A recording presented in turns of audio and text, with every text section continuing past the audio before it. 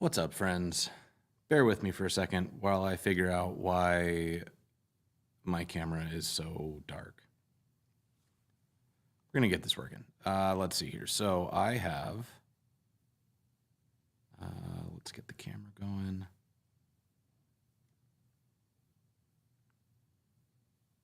Why are you so dark? That's odd.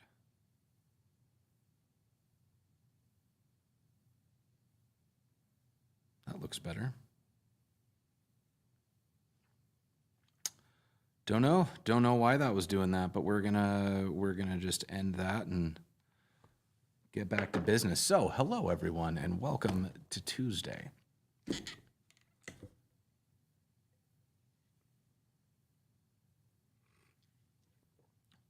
So, all right, I want to talk about a lot today, but I specifically had one of those moments where, when you kind of like learn a lesson and then you realize you've learned that lesson 1,000 times and then you just learn it again like you've never learned it before. That's kind of what I want to talk about today. So, what's up? Bridgewater, how's it going? Code Centric, hello. What's up, Alex? What's up, Jay? How you doing? Like to learn web dev? I like to learn web dev too. What's up, Fada? How you doing? All right, so here's what I want to talk about today. I had this moment last night. Man, everybody's showing up. What's up, Medi, Clutch, Wesley? What's happening? So here's the thing. I have my to-do list. I talk about my to-do list a lot. You can see kind of how large it is. This is my list of things I have to do. And I have certain items that just sit on it for a long time because they are, I don't even know how to, so I think there are classifications of things that you have to do. There's immediate, time-bound, you committed to a deadline, somebody's waiting on you, it's got to get done. Like, I promised somebody I would email them by end of day today. Great, got to do that. There's no working around that. And then there's stuff that's like, I know that if I reach out to a certain company that somebody over there has expressed interest in working with me, and so I should do that, but it's not time-bound, but it's definitely like more urgent than not. And then there's the third category of to-dos, which are things that'll notably move the needle if I do them, but nobody except me knows they exist, and there's no time bound. Like, sooner is better because I know that eventually I should do it and that having done it will be good for me, but there's no, like, things are fine now. It's not a problem that's being solved. It's like an optional improvement that can be made. And sometimes I think that stuff is very, sometimes I feel very confident in those sorts of things. Like, I need to rebuild the Learn with Jason site, which, depending on how things go today, we might spend some time working on that. I made a lot of progress, and I think that y'all will enjoy where it's at now.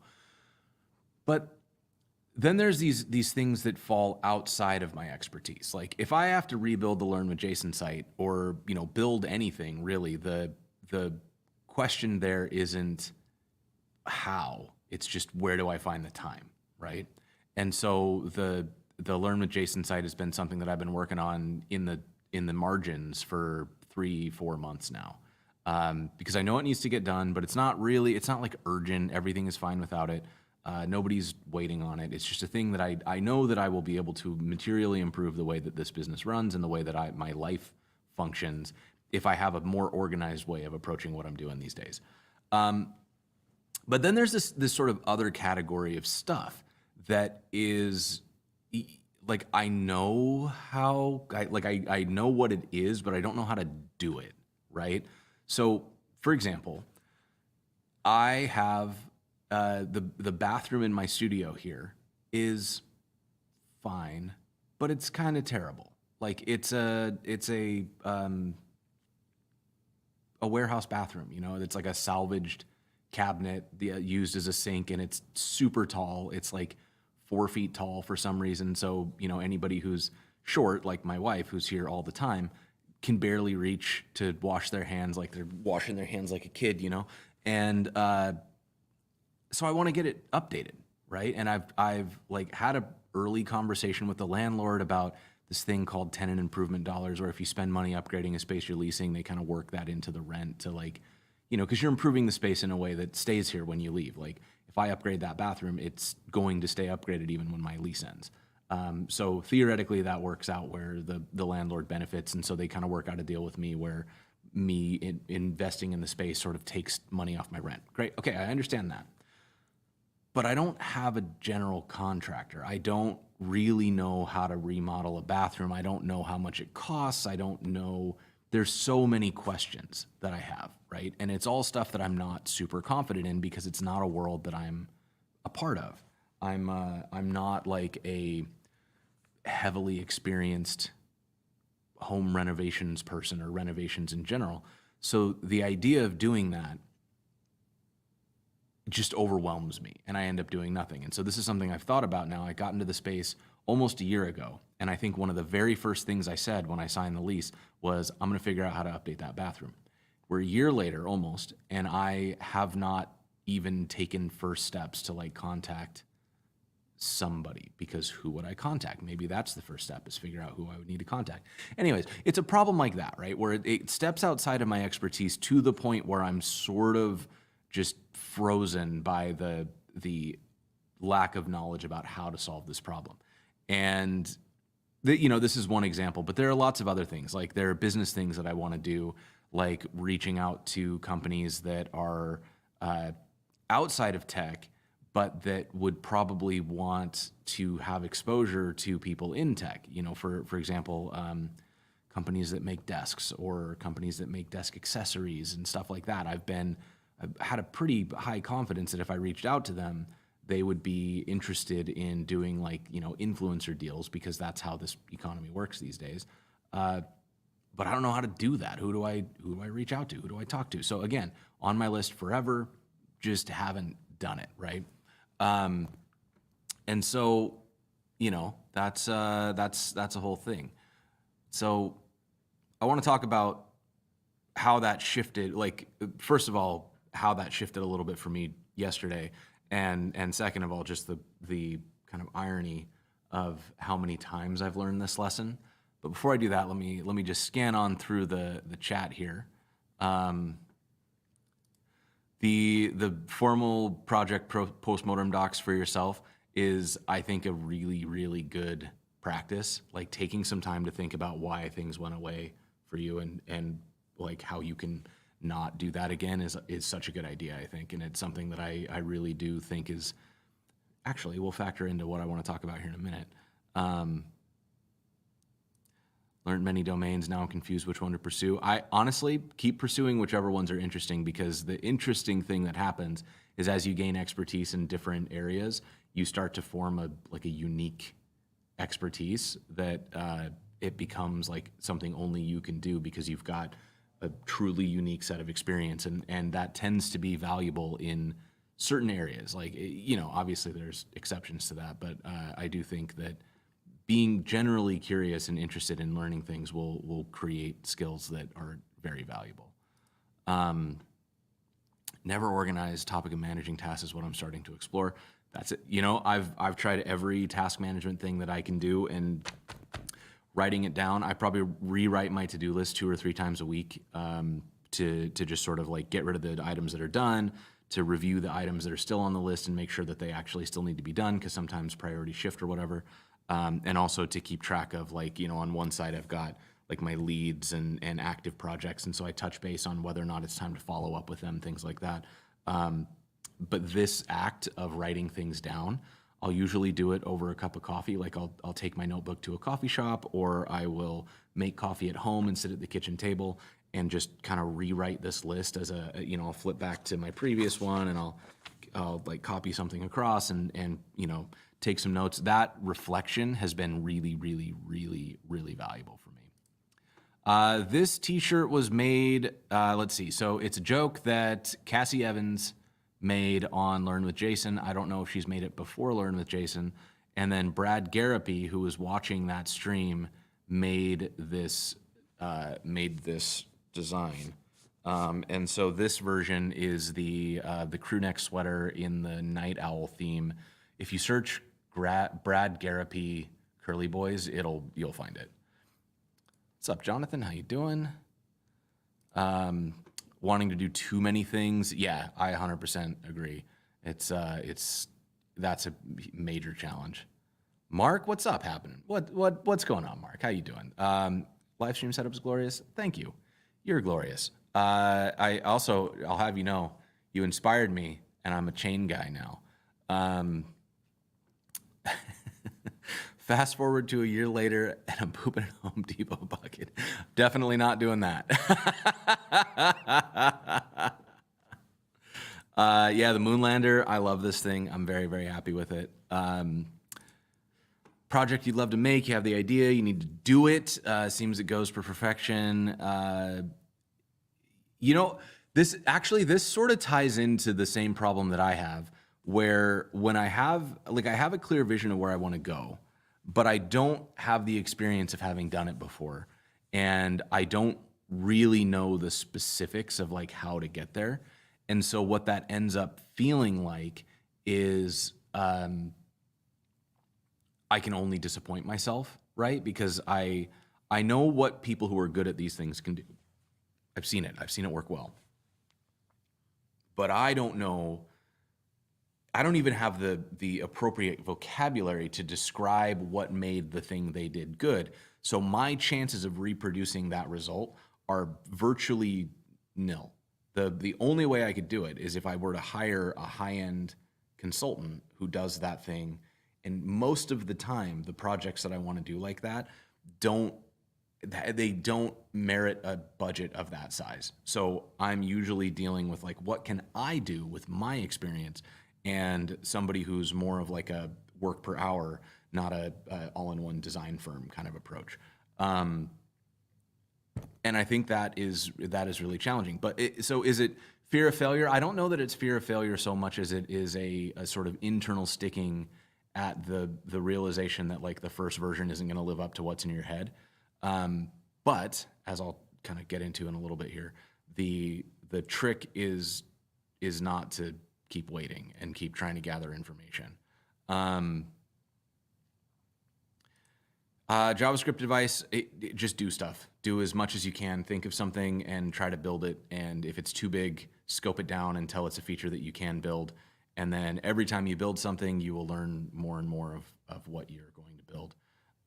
And each subsequent thing gets to leverage the knowledge from the previous thing you built, and eventually you know JavaScript. And that's, I cannot really think of a better way to pick up that kind of information. What kind of projects you put in your portfolio? Anything that you build that is uniquely yours, that you enjoy building, is going to stand out, because the vast majority of portfolios that I see are people building templates of other people's stuff. And it's, that's fine. Like, working on somebody else's template is okay. But if you make a thing and it's uniquely yours, the fact that you followed through on a project and published it is already a differentiator in a lot of portfolios. So yeah, just build it and publish it. Watching a pre-recorded video, I thank you. I appreciate that. If y'all want, we can talk setup, because I've gone through a lot of complicated iterations to get to a not simple but reasonably simple setup that I use now. How to overcome the fear of failure is definitely, so the unfortunate answer is how you overcome the fear of failure is you continually do stuff despite being afraid of it, and the fear diminishes over time. I believe that confidence is kind of a muscle, and you build confidence the same way that you build endurance or build strength. You pick the thing that you want to improve, and then you just do it.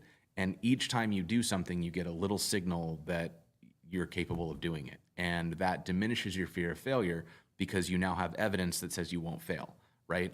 And so that repeatedly doing the thing, and that's combined with, I think, a sense of scoping. Like, things should be 10% harder than you think you can manage, not 300% harder than you think you can manage, right? Like, I'm not going to attempt to run a marathon, but maybe I could run a mile, right? And if I ran the mile, then that might give me enough confidence to go a little bit further. Maybe I can run a mile and a quarter, right? Add an extra lap on the track. And over time it becomes a marathon, but it starts with just getting out there and running at all. And it's the same with projects. It's the same with knowledge work. It's just a matter of continually putting in the reps and learning that you can just keep doing it. Fada found a link for the shirt if you want it. It's on Cotton Bureau. Search Curly Boys. Just do stuff has been the thing I've heard a lot lately. Yeah, exactly. I think that's really how it is. What's up, Lori? How you doing? What's my opinion on building in public? Do it. I don't think there's any downside to building in public, because if you're learning and you're showing the improvement by publishing the things that you're learning, even if you're on day 1 of your journey and you show me that you know how to set a variable on day 25, when you show me that now you know how functions work, I've seen progress, right? And that learning in public journey is really, really, really important. And I think, this idea of like failing is, I've changed the way that I think about failure. I don't actually think you can fail if you're trying stuff. I'm now firmly convinced the only way to truly fail is to stop trying things at all. And what I mean by that is, when you have an idea and you want to get to a goal and you make a plan and you attempt that plan and you don't achieve the goal, you didn't fail. You learned what doesn't work.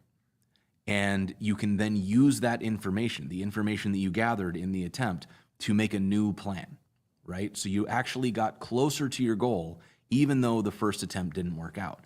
And that iteration, that willingness to try and see what works and then make another attempt later, that isn't failure. The failure would be to look at the goal and say, I might not get it, so I'm just going to sit here and not try, right? Because then you haven't learned anything and you haven't made any progress. That is failure. So that helped me a lot in realizing that, if I am scared of failure, the worst thing I can do is sit still, because that's the only true form of failure, right?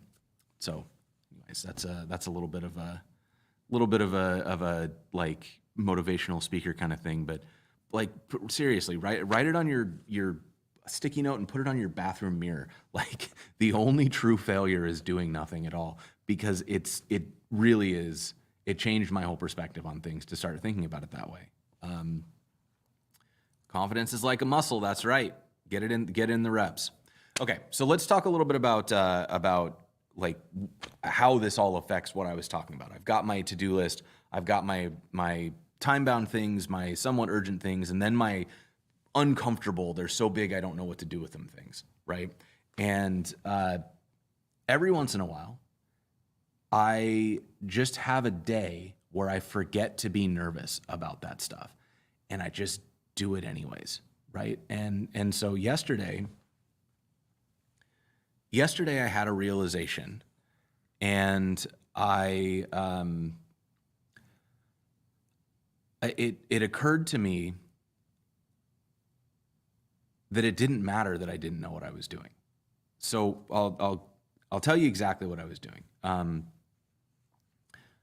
I've been trying to upgrade the workstations for the Web Dev Challenge, because what they've been up until now is an external monitor on a simple desk.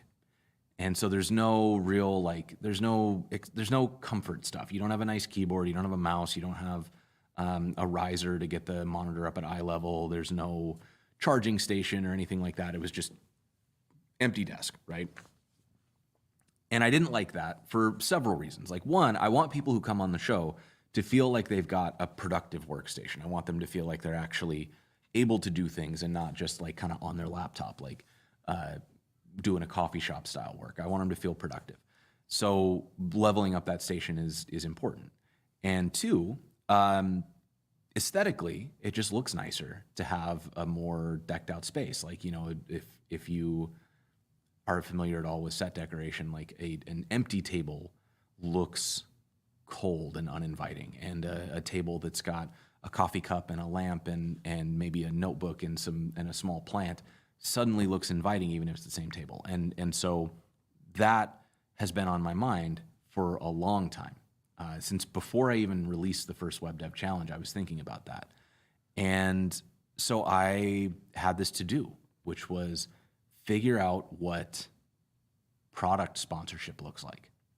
Because I know when you look at a lot of the people on Instagram, when you look at shows on TV, when you look at YouTubers, they all have stuff that they got from companies, and usually they're doing it in exchange for a review or something like that. And you see this all the time. A company will say like, oh yeah, this lighting company just sent me their new, the Amaran 300S, and I'm gonna check it out today. And they get the light for free for doing that review. So I know that companies have a whole business around this. They know how to do this. They know how to work with influencers, but I don't know how to work with those businesses. And I have this to-do sat, and in my heart, I was like, I'm gonna look like an amateur because I don't know what these deals look like. I don't know what language people use when they talk about this. Like if I email them and say, do you do product placement? And they respond back and say, what is product placement?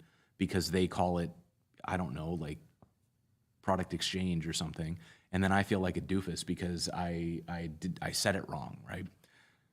I don't know, for some reason yesterday, I just didn't have the energy to be nervous about it. And so I went on a couple websites and I searched for their contact info, and a couple of them even had like influencer inquiry forms. So I just filled out the forms. I was like, whatever, let's see what happens. A couple of them had an email address. So I emailed the general address and I said, I'm trying to get to your marketing department. Here's what I'm doing. And I just explained that, I run the Web Dev Challenge. Here's some light stats on it. Here's what my goal is. Here's what I'm looking for from you. And here's what I do in return.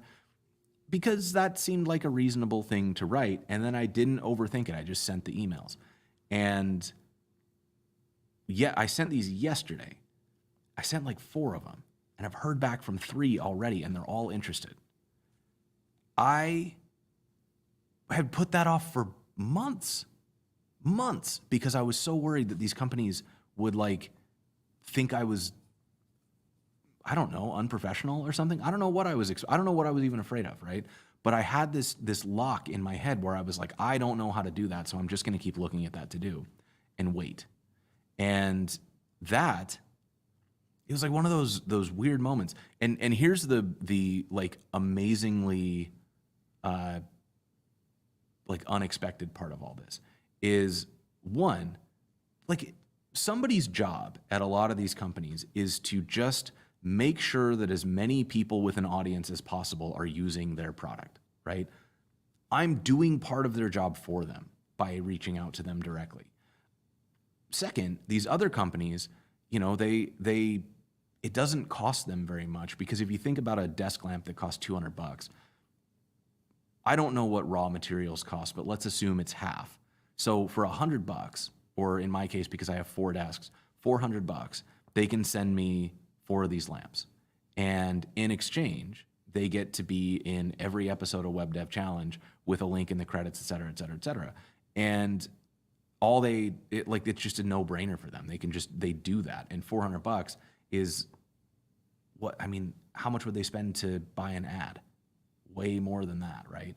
And so it's this sort of, I had it in my head that it was this like exclusive club that I wasn't part of, and then I emailed and they were like, yeah, why not? Oh my God. So anyways, this is one of those things that I think is, and thank you, Alex, I appreciate that. But yeah, I think like it's very much it was a good reminder that being nervous about something is not the same as being unqualified. It's not the same as not being ready. It's not the same as being at risk, because let's assume it didn't go well. I email these companies and they all say no or don't respond at all. What did I lose? an hour of writing emails, that's okay. That's an acceptable risk, right? Like, it's not like they're going to put me on a list and say, ruin this man's life. You know what I mean? Like, there was no downside, right? And this has been true of a lot of things. And so similarly with this bathroom thing, which I haven't dealt with, if I just email a handful of contractors around town and start asking questions, I'll get information, and that information will lead me to a solution. Just got to do it, right? And there's the downside is that I waste some time. But until I commit cash, then I'm not out anything but a couple hours of discussion back and forth. And actually, yeah, this is a really good point. It's not even a risk, because if I wrote those emails and they didn't work, I would know that I needed to learn a little bit more about writing cold emails, right? And so I think that is a really, really big, that's a great point, Alex. Thank you. Breaking through the resistance wall. Yeah, that's a good name for it, the resistance wall, because it's not a problem. It's not a blocker. It's not a tangible fear or a tangible reason not to do something. It's just this sort of like, I'm uncomfortable enough with this topic because it's just far enough out of my expertise that I'm nervous about starting. Like, there's resistance to taking the first step because I'm not 100% sure what I'm doing. And I've learned this lesson 1,000 times. I've done it so many times where I leave something sitting for months, and then I do it, and it takes me like an hour to do it, and then my life material improves. And I'm like, why did I wait? Why did I wait a year to do this thing that would have made my life easier a year ago? And I think there is something to be said for right place, right time. I don't know if me reaching out to somebody prior to now would have been as successful, because I'm in the midst of the first thing that I've made that broke out is in the process of breaking out. I can show charts where like my subscriber count on YouTube grew by 20% over the last 6 weeks because of Web Dev Challenge. And it seems to be showing signs of increasing in growth with each episode that I drop. Like the curve gets steeper, which is incredible, right? So had I tried this earlier than 6 weeks ago, I might have had a very different experience, right? And so there's something to be said about right place, right time, recognizing a moment where things are going well. And maybe that's what it was yesterday I realized that my stats weren't going to look better than they are today. I could wait until the numbers are higher, but like this kind of growth is it's a good moment to go and talk about things. And so I think that, I don't know. I'm not even sure if I'm trying to make a point here as much as I'm just sort of reflecting on my own constant inability to learn a lesson permanently. It's like I learn a lesson like that if you're feeling resistance towards something, just do it. I've heard that described as eating the biggest frog first. I think I've even written about this before. And it feels like, hey, that's a good thing. I should do that every time. And then I find myself in this situation again where I can, and sometimes I even remember, I'm like, last time you did this, you just did this and it solved the problem. And I'll look at that and go, yeah, but that was then and this is now and this is different. And I'll talk myself out of it until I do the same thing. But yeah, I don't know. Let's see. What do we got here? Who's Don the developer? I don't know Don the developer. Thank you, Aditi. I appreciate that. You know what you need? Someone like me who doesn't know what he's doing on Web Dev Challenge. What's up, Charles? I'm actually starting to think, tell me what y'all think of this. Because what I really want is for Web Dev Challenge to become a way for people to get more visibility. But there's some significant challenges to all of this. One is right now, just travel-wise, cost prohibitive to get anybody from outside the U.S. I'm working on it. I think I can find some ways to do it, but for right now, it's basically North America. Like I can fly you in if the flight is under $1,000 is sort of where I'm like, my target is 750. And so usually international's not optional except for Canada and maybe Mexico. I haven't actually looked at what like Mexico City would look like. But that being said, I want to give people an opportunity to come in and try, but I also don't necessarily want this to be a show where somebody can come in and like fail, you know? And that is a tricky balance because I'm not able to like vet people. So when I get recommended for a dev to come in, I have to kind of trust, right? Like are they gonna be able to handle the fact that this is a really unique situation? We're gonna have a timer running, there's noise, you're getting interrupted, you're getting pulled outside to get interviewed. Are you going to be okay? Because I don't want this to make you look bad. I don't want the show to be somebody's like immortalized moment of not feeling confident in themselves. And so I think there's all of that is preamble for what I was thinking about, which is I've been thinking about doing like an open casting call for it. And the way that I would probably do that is have people submit like a portfolio of some sort and a video talking about being on the show. I don't exactly know how this would work, right? And I'm trying to be really mindful with all of this of like where the lines are between being reasonable and like being unreasonable with how much I'm asking for. Because right now, like to participate in the show, you get a paid trip. I pay for flight, hotel, food, et cetera. The night before, I cook everybody dinner at my house as kind of a get to know you exercise. The night of shooting, we go to like I get a reservation at a nice restaurant. Like I try to make it a good experience for the people who come out. But like the devs they're not paid, right? They're compensated with the trip, with the travel, but not with like there's not like a cash payment. And that's again something I'm working toward. I want to be able to make that something that is feasible because I know people are taking time off work and all that good stuff. But production costs being what they are, it kind of is what it is for now.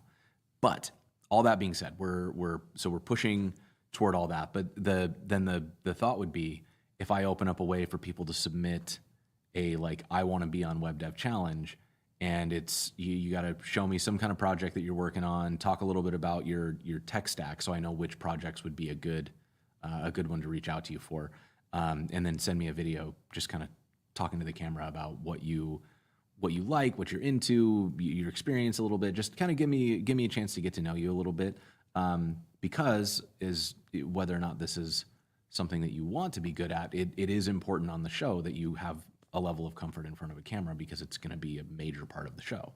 But I don't know. Is that like? Would y'all be interested in that? Would y'all submit to that? But yeah, lots of fun stuff. Web Dev Challenge for different countries is, oh my God, I want to do it. I want to do it so badly because just people I know, there are dozens of developers that I want to bring in and put on the show. And that's before we get into the referrals or the open call or any of that stuff. The trick is that I need to be able to add, and it wouldn't just be the flight. I would actually need to give people a couple days to get acclimated so that they're not jet lagged during filming, because that's a killer. Like you want to have a couple days to like sleep it off and get through your jet lag so that when you're filming, you're not like trying to fall asleep at 11 a.m. All just kind of takes a whole thing. Web lunch. Yeah, actually, Maggie is wonderful. Like I love talking to Maggie. She's brilliant. I do have another episode coming out. I've got another episode coming probably in the next couple of weeks here. We'll see, maybe 2-3 weeks. And I'm looking into filming more. But the challenge with Web Lunch is that it's difficult to sponsor the way that I want to make the show, because I don't want that show to ever be an advertisement.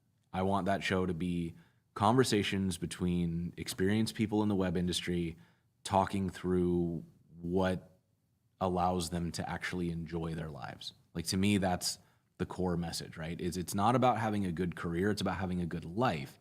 And how do we organize our careers, or what do we optimize for in our careers so that we can have a good life? And that doesn't really align with sponsorship goals. Like, sometimes it does. Like, Century is a good example. They're just kind of into whatever everybody's into, right? And so they sponsored the first 4, or the 2nd through 5th episodes of Web Lunch. And I thought that, I mean, it was super cool, right? They were great. They covered costs. They had no concerns whatsoever about the content. They just knew something interesting was happening. They liked it. They wanted their name on it, so they covered costs for me. It was great. The other conversations I've had about sponsorship have been less like that. It's been more like, well, can we have somebody from our team come on and talk about this? I'm like, well, that's not really what I want the show to be about, right? Like, I don't want to talk about somebody's tech on that show. So that makes it harder, and that's another reason why I'm pushing toward the Learn with Jason rebuild, is that it has an option to become a supporter of the show, and becoming a supporter of the show is going to be put directly into productions like Web Lunch and some other ideas I have that aren't really going to be sponsorable. They're going to be more community driven. So that is that's a whole thing. Like, I'm working on it, but yeah, the short answer is I want Web Lunch to continue, but I need production costs to be covered in some way, and so I'm currently thinking the way that's going to be handled is through subscriptions from folks like y'all. There's going to be a $5 tier, there's going to be a $20 tier, and I was also kicking around. Tell me if this is interesting to you. I was kicking around the idea of opening up a like a more expensive tier, maybe like $150 a month tier, that included a call. Like, we'll hop on a call and we'll just kind of talk. You can bring me something you want to, like a code review. You can bring me career stuff. We can talk strategy, whatever it is you want. But we include a call as part of that tier, and that, obviously is a more expensive thing, but hopefully it ends up being worth it in terms of, like, the higher tier lets me put more into producing the show, and the call hopefully is enough to allow you to get some personalized feedback on something that's important to you. But yeah, that's sort of the intention. Do you mean the remote versions? Yeah, so this is something I've been thinking about is I don't really know. Like, I liked the remote versions, but here's the problem. The remote versions didn't have any process in them. It was basically just us demoing apps that we built. And the challenge of trying to scale that up is, like, anybody can submit their app demo. And I really do like that. And I would like to bring up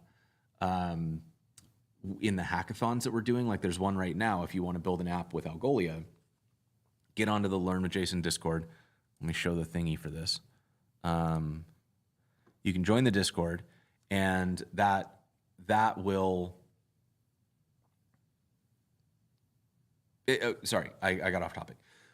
So the hackathon is going right now. You can build an app with Algolia, and I haven't figured out how this would work or if anybody's interested yet, but, like, make your own version of the Web Dev Challenge demo. Like, show me your app, walk through the code, talk through some of your favorite bits, get it down to probably like 3-ish minutes, maybe 3-4 minutes, and send that to me.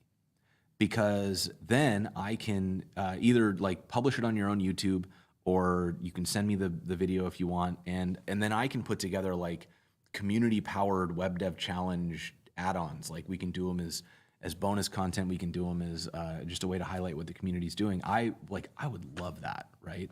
But again, I'm trying to be mindful of how much I'm asking of people, because it's not nothing to make one of those demos. It's not nothing to build the app that goes with it, right? And so we've got the incentives in place, and you've got the like the Algolia team right now is hanging out in the Discord to answer questions, to give code feedback. If you know anything that you're working on, you can hop in there and kind of take advantage of that connection.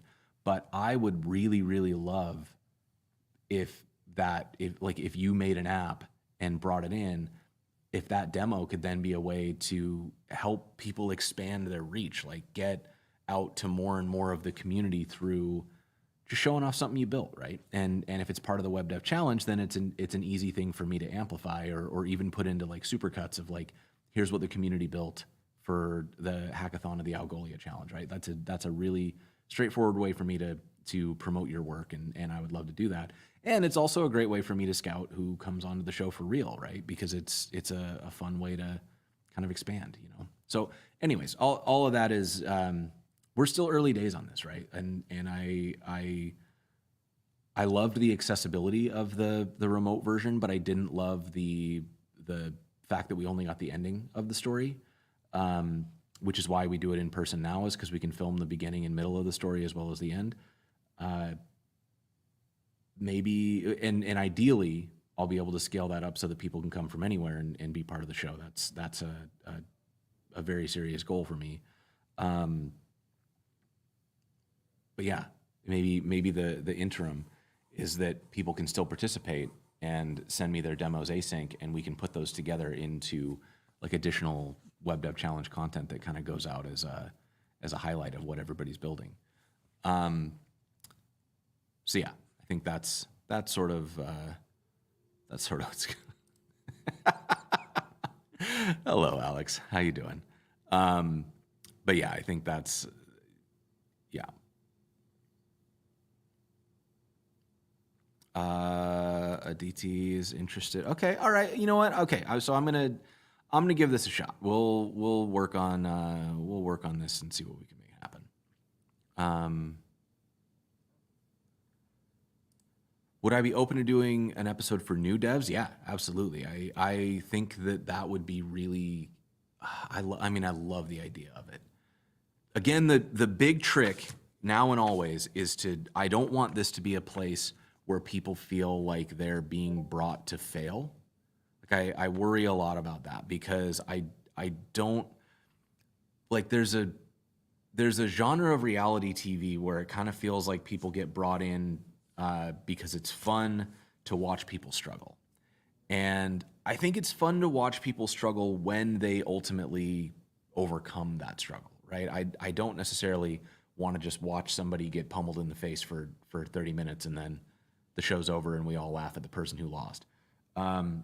So the thing that I'm trying to balance is, how do we bring people in and set them up to succeed in a way that is like the right amount of challenging. Like the challenge in the show should be hard, but not impossible. That's the goal, right? Is you should be stretching yourself, but not at risk of feeling lost or helpless. And so to answer your question directly, 1000%, I want to figure out how to get more people at more experience ranges into the show. The questions I have to answer that are still open for me are around, how do we do that in a way that sets up a less experienced dev to succeed? Because if I take somebody who's been in the industry for a year and I say, here's an advanced API, go build, like the first episode of the show, go build us a vector database search, and you have to build the web app, and you have to build the front end, back end of it. Like, with the exception of well, I mean, like Jack and Lizzie knew their AI stuff, but like Chance and I have both been in this industry for a long time, and we were fighting for our lives to get that app done at the very end, right? And I would, I was a principal engineer at some point, and I still we're throwing curveballs at people, kind of on purpose, right? And so getting the scoping right, I think will be really challenging. But I do think there's a lot of opportunities. But web dev Squid Game win. Whenever I would love to do that. I think it would be so silly. Hey, Leo Code. I'm trying to come to Colombia probably this winter. I've never been to Medellin, and I really want to go. So, maybe get a chance to hang out here. Work in the U.S. as a front-end developer. I think there's good opportunities there. There's some good. It seems like I don't know why they call it nearshoring. I think where there's such a big contingent of Latin American developers that are really good that companies are reaching out to for contract work, and I think that gives you the experience of having worked with the U.S. companies, which you can then leverage into your resume to say you should hire me full time. I know when I was at Netlify, we had a bunch of developers around Central and South America that were great. Like they were super fun to work with. They were really talented. So I definitely think there's a path there for sure. What do I think about the state of the tech market? Getting a job right now is more challenging than it was leading up to 2020, or I guess leading up to like 22, because during the pandemic, there was a huge shift in power dynamics where it was like absolutely a workers market and not a bosses market. The employers have reasserted their dominance somewhat. And I think if this is my conspiracy theory, is I actually think that the tech market contraction was a bit of an intentional exercise to quote unquote remind everybody who's boss, because the companies were all making money.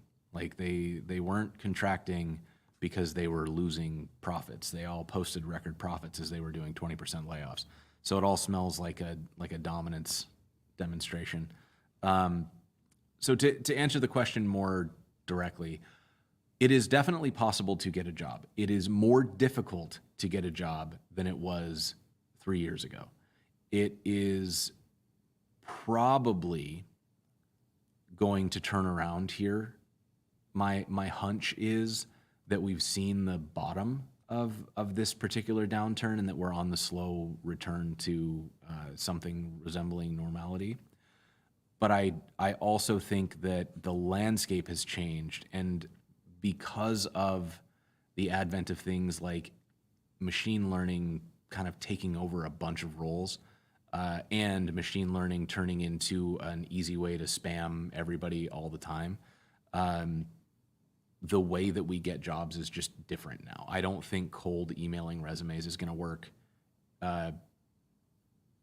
I mean, it will, but it's a numbers game where the numbers have gotten much larger, because I think that people are using ChatGPT to generate resumes and to generate their cover letters, and they're firing off this unbelievable amount of resumes are getting fired off, and so I think that a lot of it is going to come down to network, to introductions, to who you know, and that's why I think. I mean, like, obviously, I have to believe that the stuff I'm doing is important, so take everything I'm about to say with a grain of salt. But there's a reason that I'm so into the Web Dev Challenge and these hackathons and why I'm trying to create these spaces for people to build stuff. It's because it's a way for you to build visibility. It's a way for you to get a direct, like, if you join this hackathon right now and you get into the Discord and you build an app, you get direct access to engineers who work in the industry at Algolia right now, as well as you're talking to me, you're talking to, like, Alex has been hanging out in the chat, Shande's in there. Like, you have access to experienced engineers who are visible in the community, right? And who know people, who can make introductions.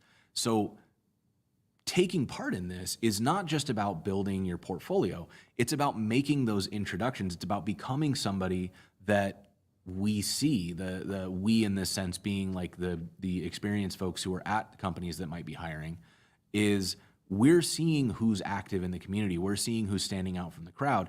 And by showing up in events like this Web Dev Challenge Hackathon, or by learning in public, by posting your work, by being supportive in a community space, we see that, right? And we then get asked, hey, we've got a junior role, who should we hire? We're gonna recommend the people that we've seen. Like, oh yeah, this junior has been doing amazing work. They need a shot. I've watched them build. I've seen some of their projects. They got the chops. They just need a chance, right? I've had that conversation, and people get hired off of those recommendations. That's going to be the secret to having a quote unquote easy time getting hired in the new landscape. And so, obviously I'm being self-serving here, talking about like, yeah, of course I want you to participate in my hackathon. It's very fun. And it's very fun for me to see people participate in it, right? But at the same time, like I do think that any opportunity you can find to get direct access to people who are already in the industry and get connected to them in any kind of meaningful way, that's visibility that makes you stand out from a sea of cold resumes, right? And I think that's a big thing. That's going to be a really big thing.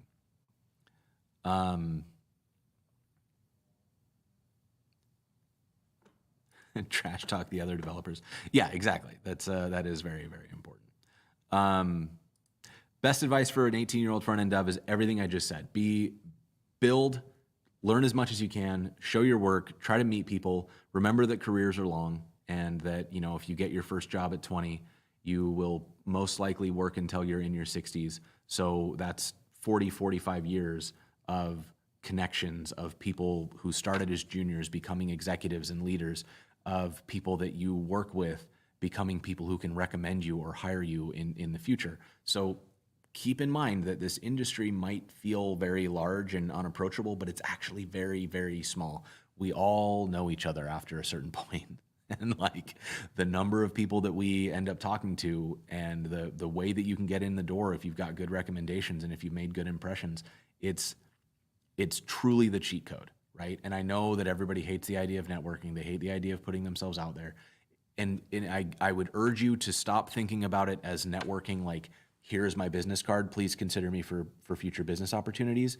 And instead start thinking of networking as, who can I be friends with, right? If I want my circle of friends to be people who are doing the stuff that I find to be very fun and interesting,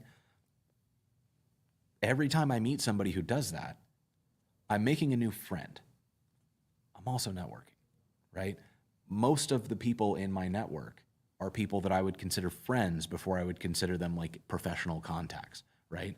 Because we met at a conference, we met through some random connection when we were both working at a company and our companies partnered up. Any of those sorts of things it's a happenstance thing that let me get into the room with somebody who's in the industry. We talked, we hit it off, we enjoyed each other's company, and if I had an opportunity, I hung out with them again, hopefully in person if I got a chance. And now we're friends. I text message a lot of people who would be considered like ultra connected in this industry, people who are in all sorts of cool roles at all sorts of cool companies. And not a single one of them is somebody that I'm thinking about like keeping my network warm. They're just people I want to talk to because they're my friends. But later, if I need something, I can ask them, and they always have a connection for me. They always have someone that they know. And that is the result of 20 years of just trying to make friends. So make as many friends as you can who have your overlapping interests and who are in your industry, because each one of those friends is somebody who's going to go out and make their own circle of friends, and that's your network, right? So it's not about attending networking events. It's not about building your LinkedIn. It's about making friends. And that is what builds a successful and sustainable career.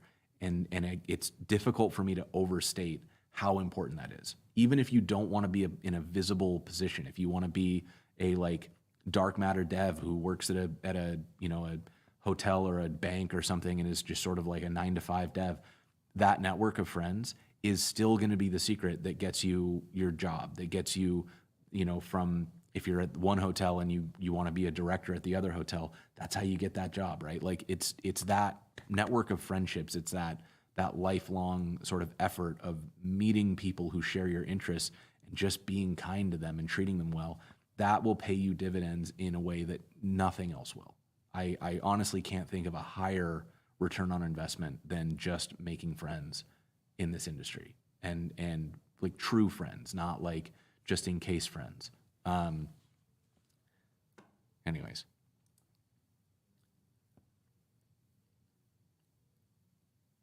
Let's see.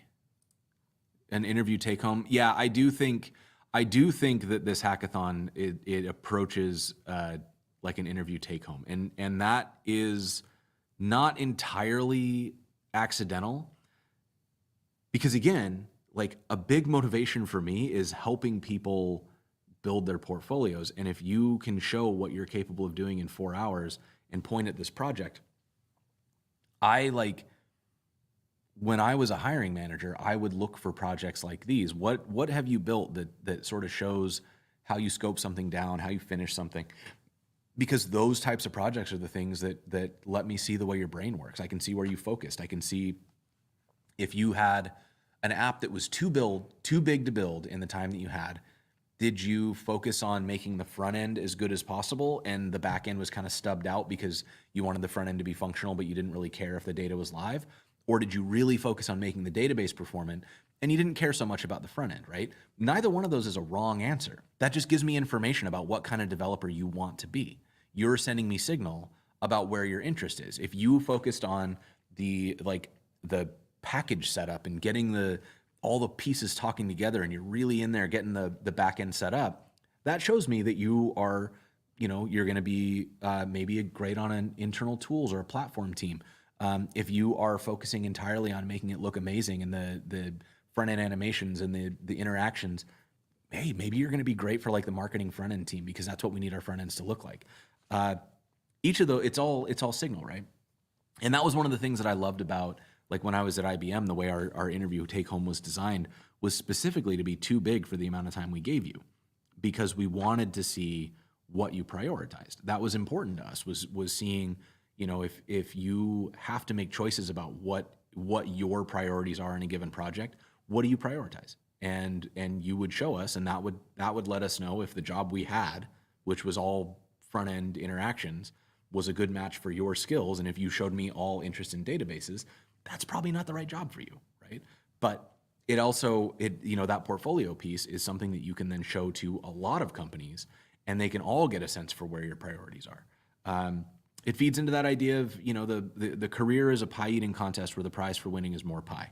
So whatever you focus on, that's what you're signaling out into the world you want to be hired for, which is why it's so hard when you're getting somebody cold emailing and they don't have any work you can look at.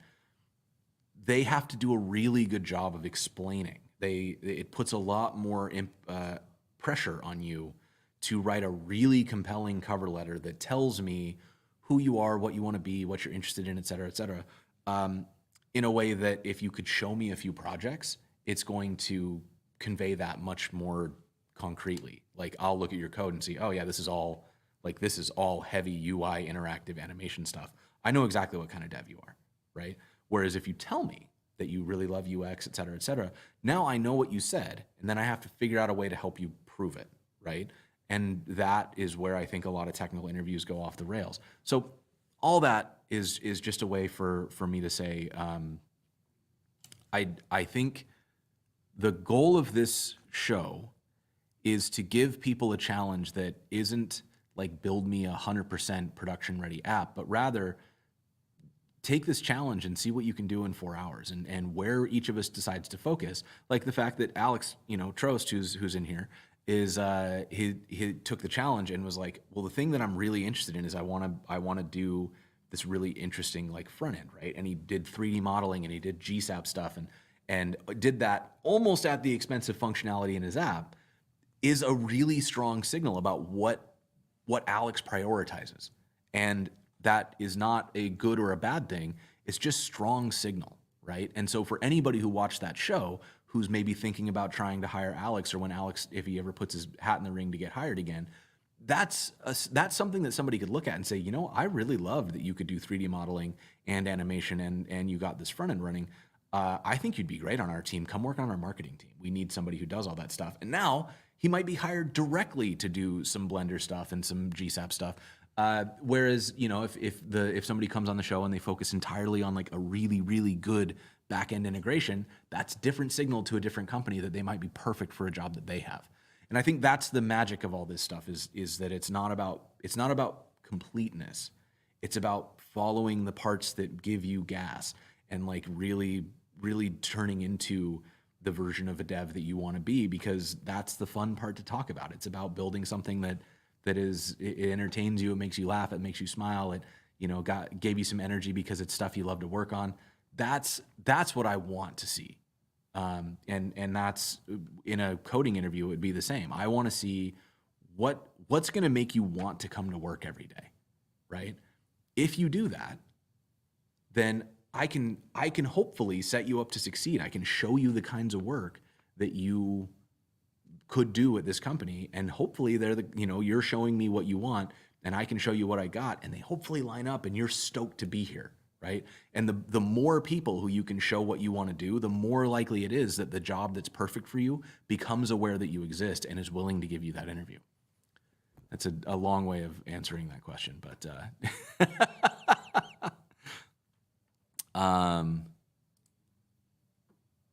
if I go to Colombia, I will be putting out a note to see who I need to meet while I'm there. But yeah, I would like to meet everybody I can, because there's so many cool folks down there that like I know there's a bunch of folks on YouTube who are in. Actually, I don't know if any of them are in like Medellin, but there's some YouTubers I'd love to meet. There's some devs I've met through Twitter and stuff that I'd love to meet. So I'll be putting the word out for sure. Do I ever get into financial planning talk as parts of figuring out what I want out of life? Sort of. Okay. I will say I'm not a financial advisor. We'll get that out of the way up front. I'm also not somebody who's like sitting on mountains of different investment wealth or anything like that. That being said, I own a house. I'm debt free. So I've done okay. Like I think I'm doing all right. And what I have found is that for me, the financial planning kind of stops after I hit the basics are covered. And basics for me are like put a little bit away for retirement, make sure that the bills are paid, make sure that I'm not spending more than I'm making so that I'm staying out of debt. We do like everything goes on a credit card, and we just pay the credit card at the end of every month, because we have the Chase Sapphire Reserve card, which gets like triple points on just about everything. So we have a mountain. Whenever we travel for like personal travel, we almost never pay for our hotel because we get so many dang credit card points that our hotel nights are almost always comped.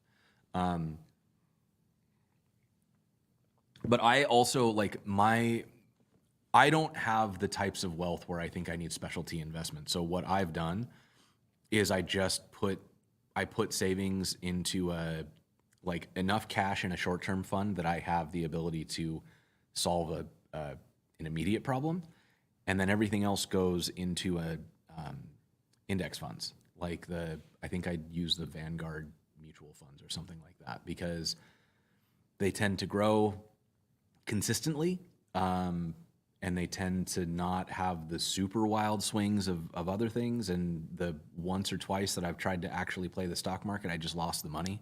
So it's not something I want to be good at. Like I don't want to have to read financial reports to guess where I should put my money next. So instead, I have realized that like something like Betterment that'll just do the risk profile management thing to give you 80-20 stocks and bonds, that's good enough for me. Right? Like it grows. I haven't had to think about it very much. The fees are low, and I'm just able to put a little bit of money in it every month, and it just sort of is, right? And when I'm 65 or whatever the age limit is, I can start drawing against that without taxes. Well, part of it, because it's like Roth, like I don't know. Talk to an accountant. I don't know how any of this shit works. Something about IRAs, 401ks, those sorts of things. I own my own business now, so I don't have a 401k anymore, which sucks. I really want that, but when you're sole prop, you like don't get that as an option. It's got to come from an employee. There's so many things that I don't really understand about all this stuff. But my accountant is good. My accountant told me which forms to fill out to open the right accounts, and then you do whatever they say, because there's certain accounts that are tax advantage for short-term versus long-term, and I just try to put a little bit into all of them so that I don't have to worry about money, is where I'm at. Not a great answer, but basically go talk to an accountant that you trust. Let's see.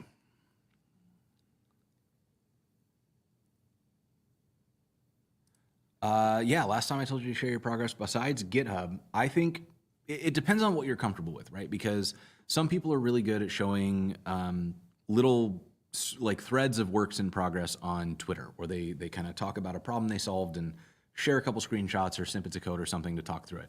That works great. If you want to make a little YouTube video that demos the project, that's great. If you want to make an Instagram reel or a TikTok where you talk through what you're building, also great. There's not really a rule. You can blog about it. You can write about it on somebody else's blog. Like maybe you can submit it to dev.to or Hacker Noon or some of these other sites, right? You can build your own site. You can publish it to, I don't know, you can build little lessons out of it and sell them on Egghead or Udemy or whatever. There aren't rules. There's the only thing that I'll say that you must do is experiment enough to know which things are sustainable for you. Because being consistent with one platform is way better than being inconsistent with all of them. If you post something that you're working on, at a regular cadence, and it doesn't really matter what that cadence is as long as it's not like years, once a month, twice a month, something like that, or more if you can manage it, really.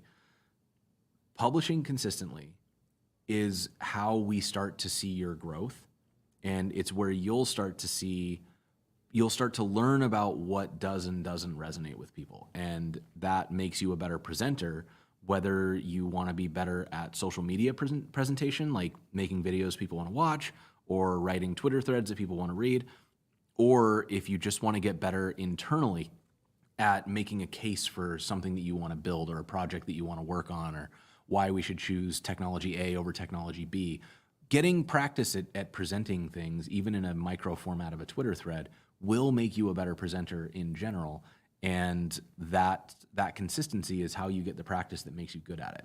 So all of that it's one of those things where it's like sharing your work is something that has many motivations, and it gives you a public profile so that you can hopefully get a job or better jobs. It gives you a chance to connect with other people, so it creates friendships, networks, etc. It gives you practice at communicating ideas, which gives you leverage when you're at your company or externally. And there's more, but all of it is just different stuff that you can do that helps you improve in different ways. So there's not a lot of downside, right? Like the downside is time, and not everybody has time. So take all of it with the grain of salt of like I'm making assumptions about whether or not people have the time to build things and post things outside of working hours. I know that not everybody does, and I don't think this is the only way to do it. It's the way that I've done it, and it worked for me. If you have similar circumstances or if you have time, it can work for you as well. It's not I'm not being prescriptive. I'm just sharing my past here.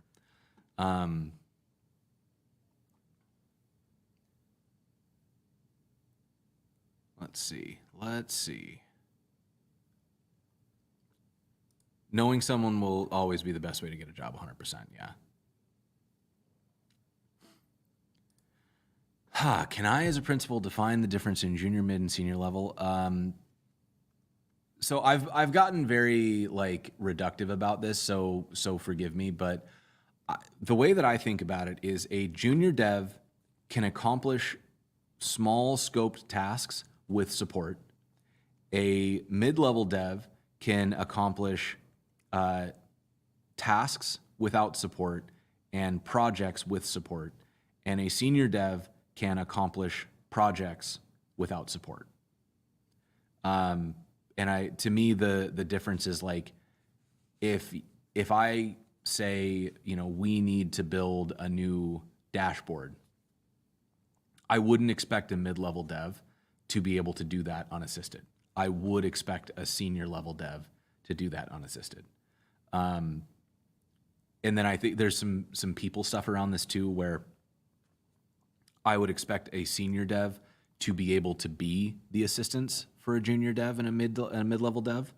I might not expect quite so much out of a mid-level dev because coaching is sort of its own thing. Like it's a skill that has to be built, and I do think that that's where I would start to expect it in seniors. But then when you go beyond senior, when you get to like staff, principal, et cetera, that's where I start to think about, it's not about what you can do, it's about what you enable others to do. So like a staff or principal engineer, I'm expecting that they can do things at a, like assuming everybody does this ladder differently, but if you've got senior and then staff and then principal, I would expect a staff engineer is going to be the one who can actually like identify the projects that need to be built so that someone like a senior could take it and build it. Or the staff level engineer would be able to communicate to the entire team why these things are prioritized and why we shouldn't prioritize other things.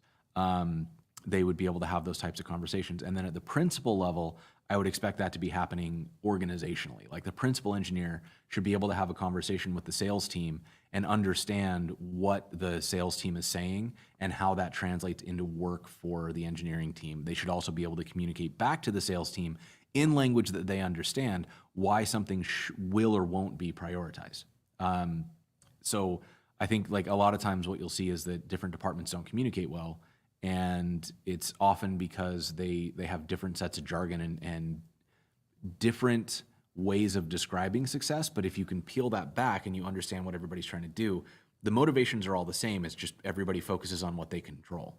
And so as a senior dev, it might be frustrating when you hear sales talking about, well, the thing we care about is leads. We want leads. We want sales qualified leads. And you as a senior dev are saying, yeah, but it's not going to matter if the app sucks, right? Both of those things, you've got different motivations, and they're saying work on doing things that'll get us leads. You're saying work on the dashboard because right now the dashboard is so hard to use that people bail, right? Both of you are actually asking for the same things, right? But it's different language. I expect a principal to be able to go over and have that conversation and not just understand that when sales is talking about wanting more leads and a mid-level engineer is talking about tech debt, those aren't opposed needs. Those are actually very similar needs and sometimes the same need. I would expect the principal to be able to explain that to both departments in a way that gets them aligned and wanting to work on that project, right? So that's how I sort of see the ladder I would expect, like when you're junior, you can sort of sit down at a Kanban board and just knock tasks off of it. Or sorry, when you're junior, you need someone to sort of help you organize. Like they'll help you identify tasks, and then you have somebody you can lean on if you're like, I've never done this before. What is it? How do I do it? Right. Mid is when somebody can say, all right, here's the task list, get through it. And they sit down, they look at the list, and they just knock things off the to-do list. Seniors can make the to-do list. Staff engineers can convince people why the to-do list is important. Principal engineers can change the priorities of the entire company. That's sort of my thinking about it.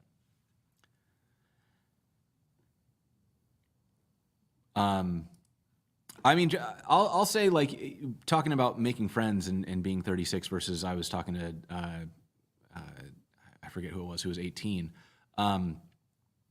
That's still 30 years, bro. Like 30 years is a long time.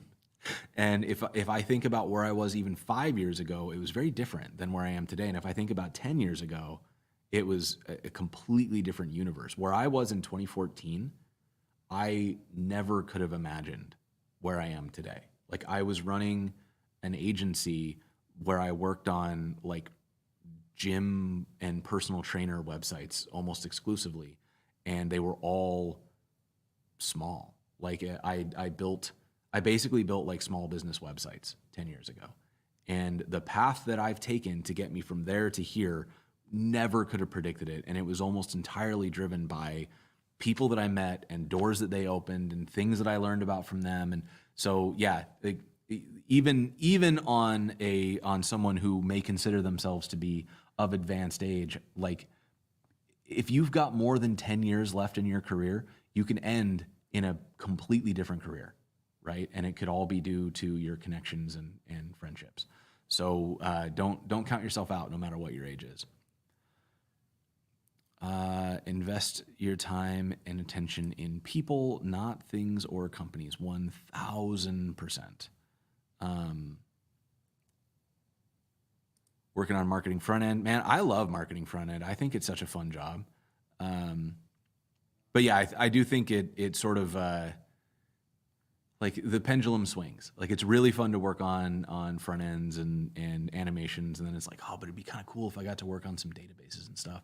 And then you swing to back end, and then you're like, oh, but I wish I could actually like make this stuff pretty and like make it interactive. And then you swing back, or at least that's how it's been for me.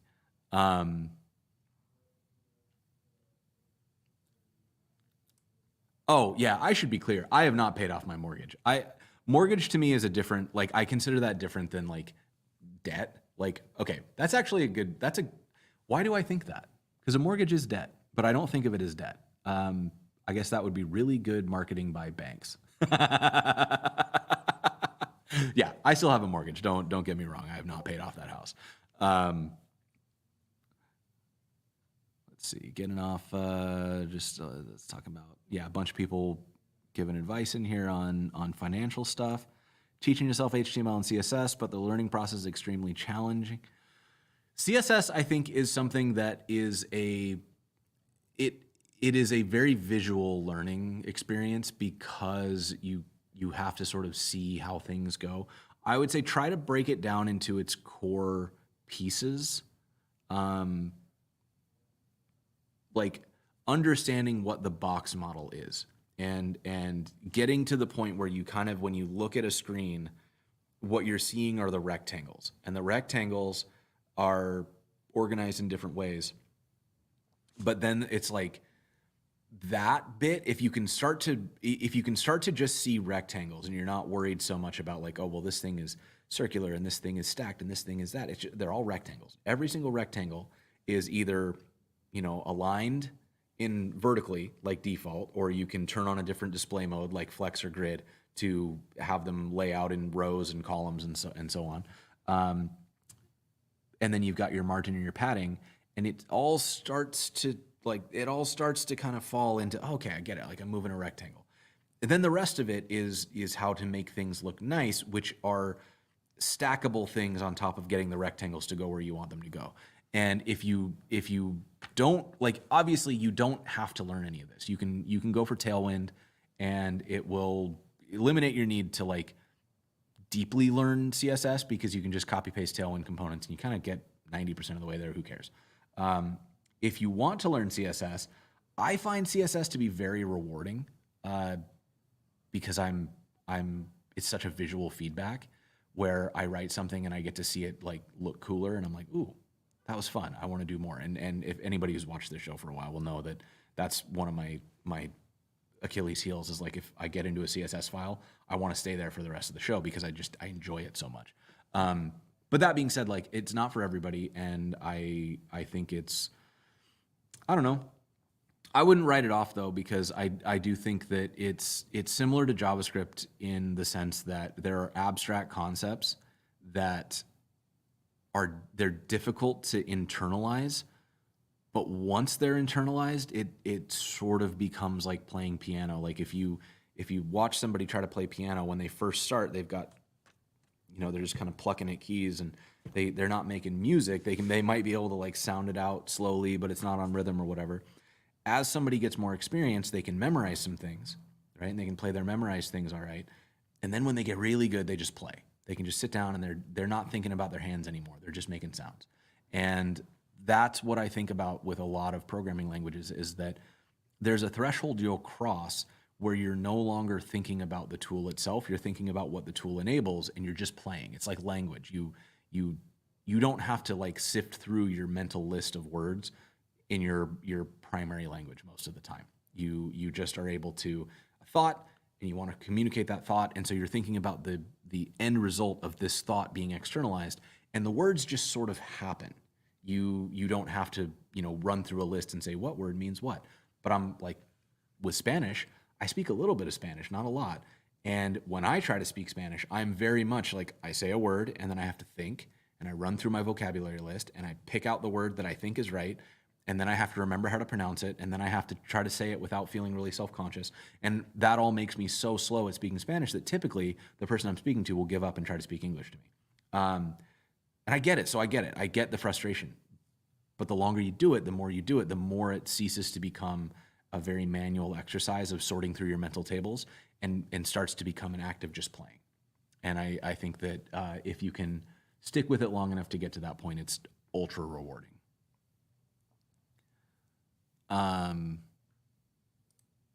This is a really good point. Like, job titles are so busted. You can do, like, I was talking about this with my wife because Marissa wants to get a job in design. And she's worked in design for a long time, but she was called a researcher. And so as a UX researcher, she did the vast majority of things that a UX designer would do. But then depending on which company you're talking to, a UX designer might be somebody who is spending all of their time doing visual, like pixel organization on the screen to make beautiful things. Or it might be somebody who never does that and they do like information architecture and wireframing and clickable prototypes and stuff like that. Or it could be who knows what, right?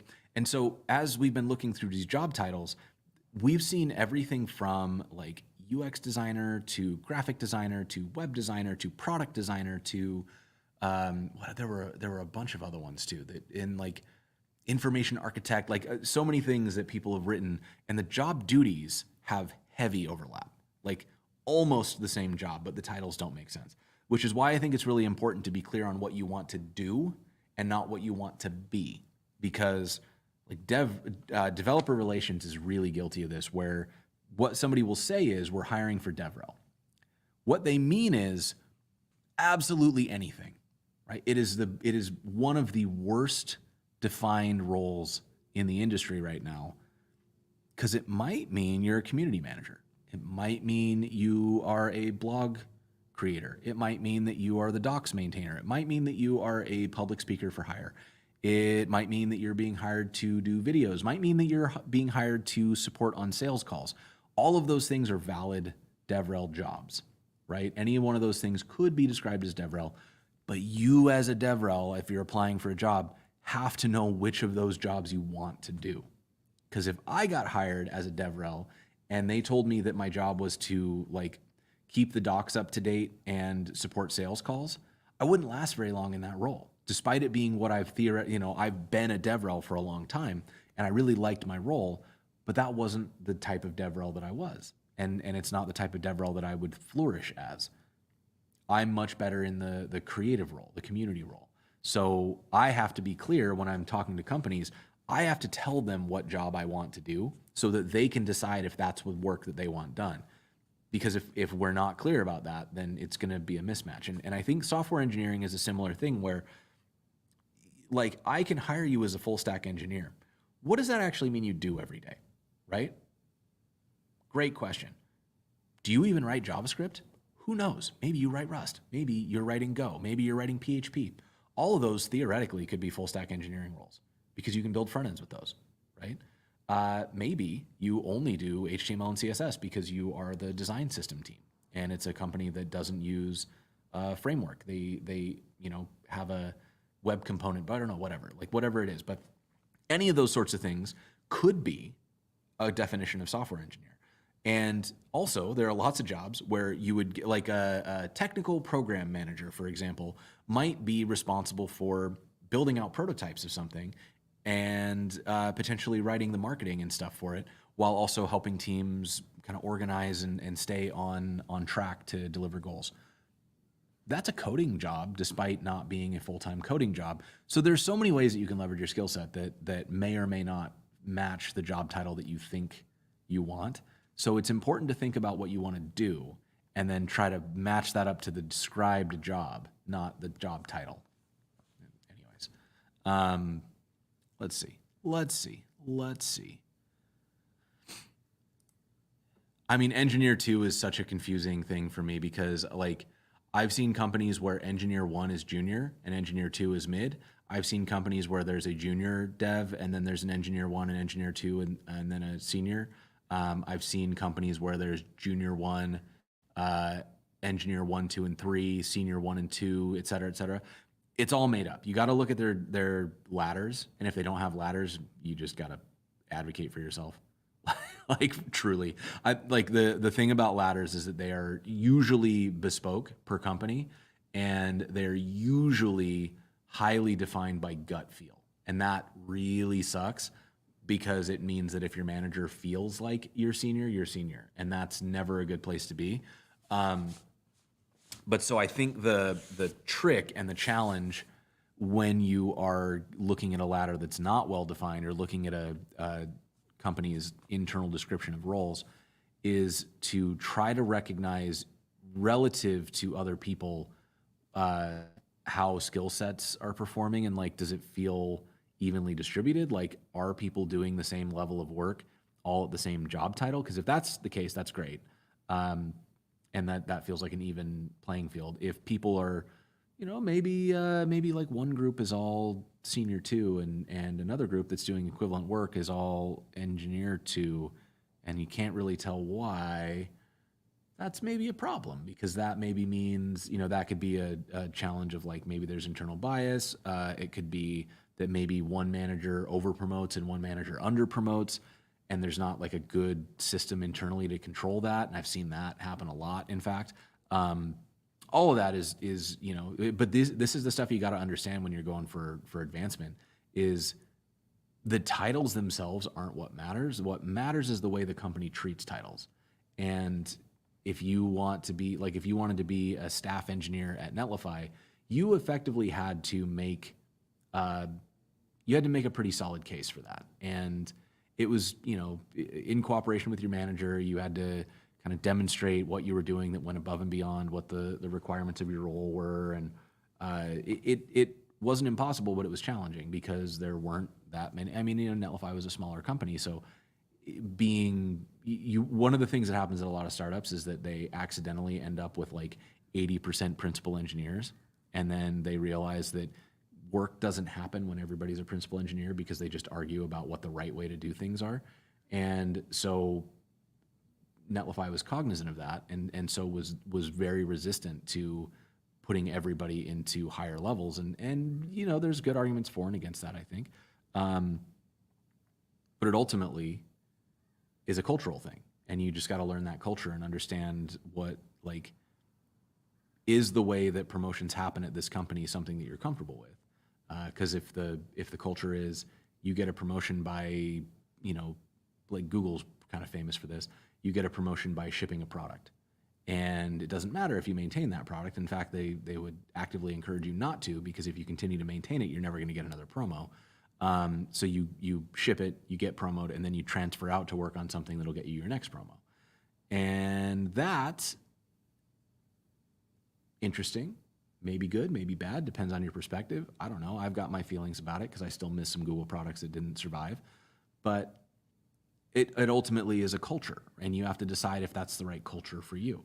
Because similarly, you don't want to go to a company where you're hire number 3 and they're going to let you jump from junior to principal engineer, because then you're going to have really uncomfortable conversations when you go to your next company and they're like, you've been in the industry for 3 years. Why are you a principal engineer? That doesn't make sense. Like, there's title inflation is a whole thing.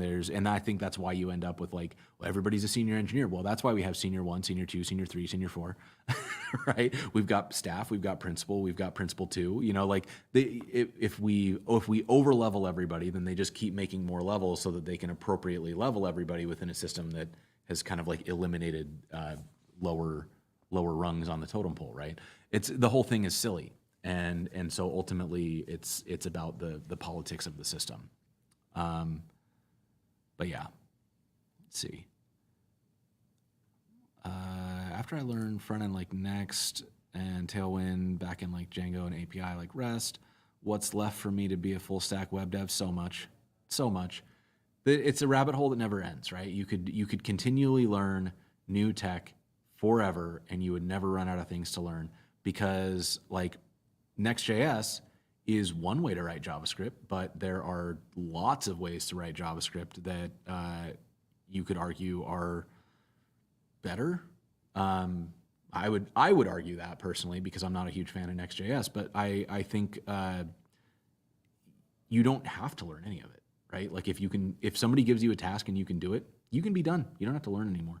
If you want to keep learning, if you want to keep growing your skills, you will never run out of things to learn, because learning the way that the Remix team is doing things is a new way to look at React. Learning the way that Vite maybe lets you do most of what Next.js does without having to do any of the weird like custom Vercel only stuff that they do is another way to learn about like how to level up. Learning the platform primitives themselves so that you can understand what maybe you don't need something like React for in the first place is also a way to level up. Learning how, I don't know, like how Lambda functions work or how JavaScript performs in a Node environment versus a Deno environment, right? There's a whole thing you can do. Then you can get into, I don't know, if you've been using Django, you could also look into what Rails looks like, or Laravel, or I don't know, any of the Node backend frameworks, or some of the Go stuff, some of the Rust stuff. The rabbit hole is endless, right?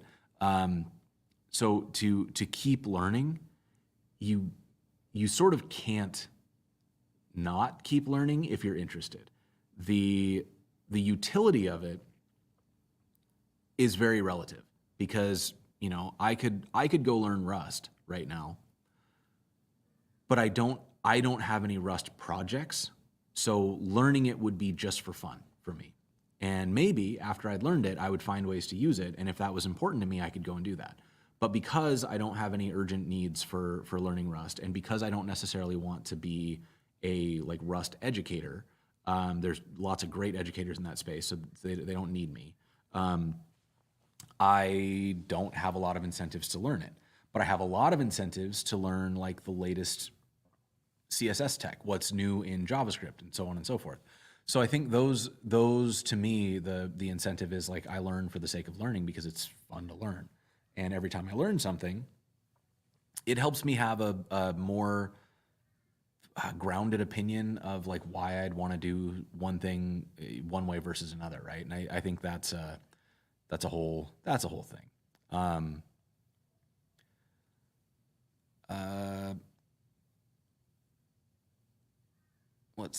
Let's see. Just kind of, I love how much y'all are talking to each other too. This is great.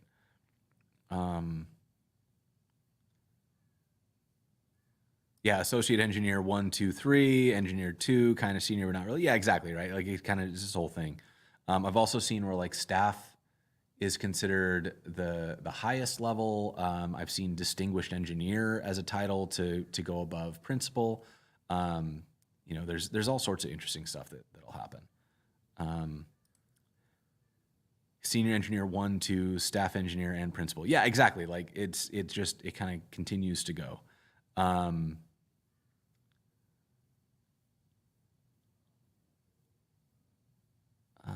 Let's see.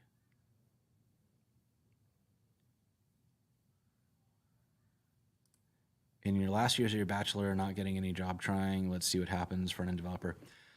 Yeah, just keep getting out there as much as you can, because right now it's going to be about who you know.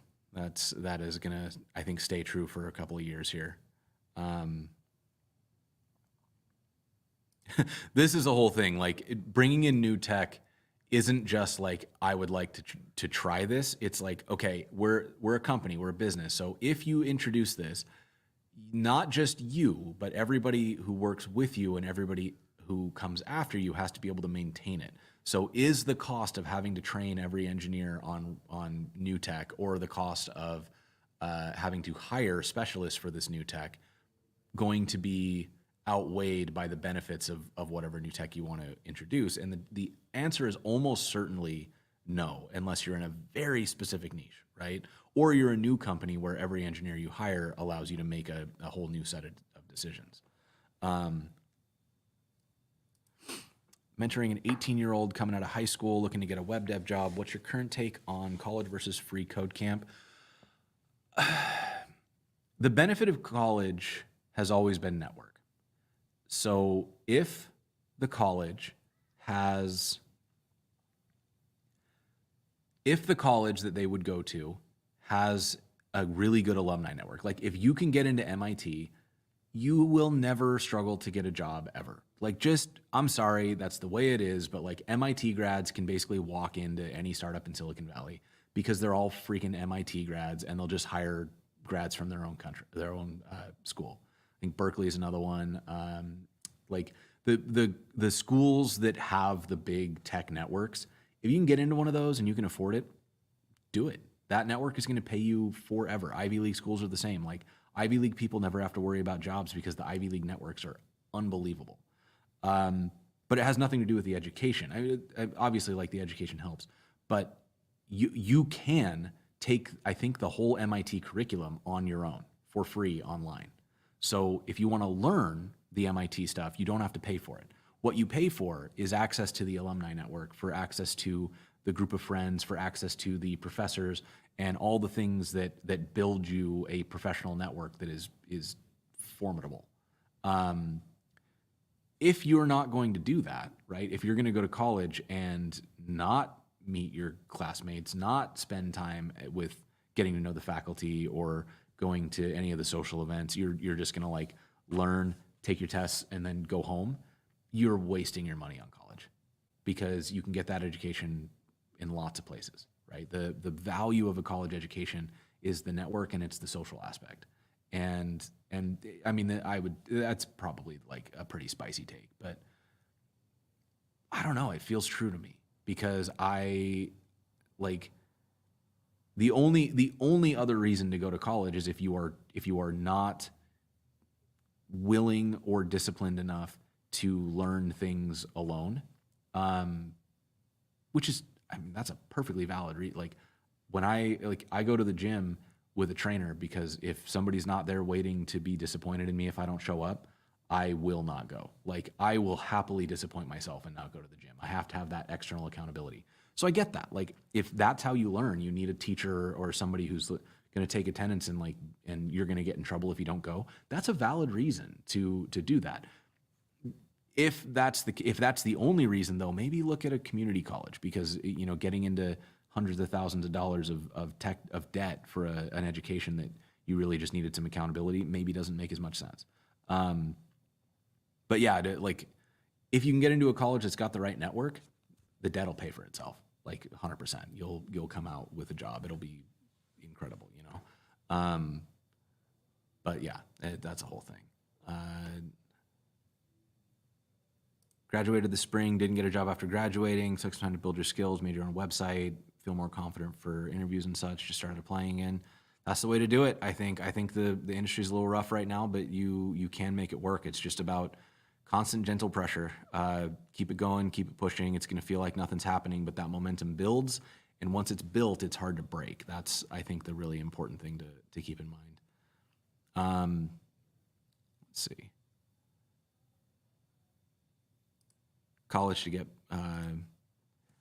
get past ATS. What's ATS? I'm not familiar with that. What do I think about PHP? If you want to use PHP, it's great. There's a reason that there's the jokes about like PHP devs driving Lambos. It's because PHP is heavily used. It's running some really powerful applications, and I mean, we make jokes about PHP the way that it was in 2010. It's a very different language now, and I think the maturity and the utility of it is super high. Someone's working remote in a tech dry location. Would it be worthwhile for that dev to move to a more tech-line city while remote? Okay, I'll give you my own personal story, and I will give you no advice, because I truly don't know for anybody except for me. I was running my agency in Montana. I was living in Missoula, Montana, and at the time, I was attending a group called Montana Programmers, because there weren't enough specialized devs to merit their own user groups. It was just, if you wrote code, come to Montana Programmers. There were 14 of us. And we would give each other presentations on things that like we didn't understand. Like, it would be a Java dev talking to a PHP dev, talking to a COBOL dev. And we just kind of, we were just showing off each other's projects, because we just wanted any interaction with somebody who sort of understood what we did. I was making, I would guess, $35,000 to $40,000 a year. I mean, freelance income is kind of hard to track and very variable. but it was probably about $35,000 to $40,000 a year. And my rent was like $600. Missoula at the time, it's very different now, but at the time, Missoula was an affordable place to live. And I could have stayed there for a long time and it would have been okay. Like I didn't make great money. I wasn't putting a ton away for savings or anything, but I was fine. I was getting by. But I decided to move to Portland. And everything I did was remote. I was running my agency. None of my clients were in Montana. There was maybe like 2 or 3 out of the dozens that I had. And when I moved to Portland, I did it for a couple reasons. Like one was I wanted a network. And when I got to Portland, I realized immediately there were like JavaScript developer groups. And I could go talk to people who wrote the same code languages that I wrote. I was like, wow, this is amazing. But the other thing that I noticed was that the geographic credibility of being in a place that people associated with design. Because I was an agency at the time, and so being an agency from Portland carried weight that I didn't really expect. So I was suddenly I was from a cool city, and that meant my agency must be cool, right? And I started converting better. Like my leads were more likely to come through. I was able to charge more. I got like a 30% raise just by moving to Portland. It was shocking, honestly. And that also led to me making some connections with, I met, there was an agency here that I think they're still around, but they were called Liquid. And they were doing work with, PlayStation and Intel and stuff like that. They would subcontract me because they didn't have developers in-house. So they'd bring me in to build out the designs that they had for these customers. And so suddenly I had logos that I never would have had if I'd been in Montana. And those projects paid really well and started to teach me what the value of my time was that I didn't know that when I was in Missoula. So I think geographic location to me played a much bigger role than I expected in my success and in my confidence and in other people's perceived value, because I don't know why, but like when you think about a coder from Montana, people think of one thing. When you think about a coder from Portland, they think of a different thing. And so I was able to get different and higher paying jobs simply by being able to say, I live in Portland, Oregon, and they would go, oh, you must be legit then. It was super weird, but it made a big difference. So depending on what your goals are, it's worth giving heavy consideration for like what do you want to get out of it and why would you make that move? Because even though Portland was more expensive, I think my rent doubled when I moved to Portland. I ended up making more money and keeping more money when I moved here because I just like it moved enough of the different needles in my life in a way that materially changed the way that I exist in the world.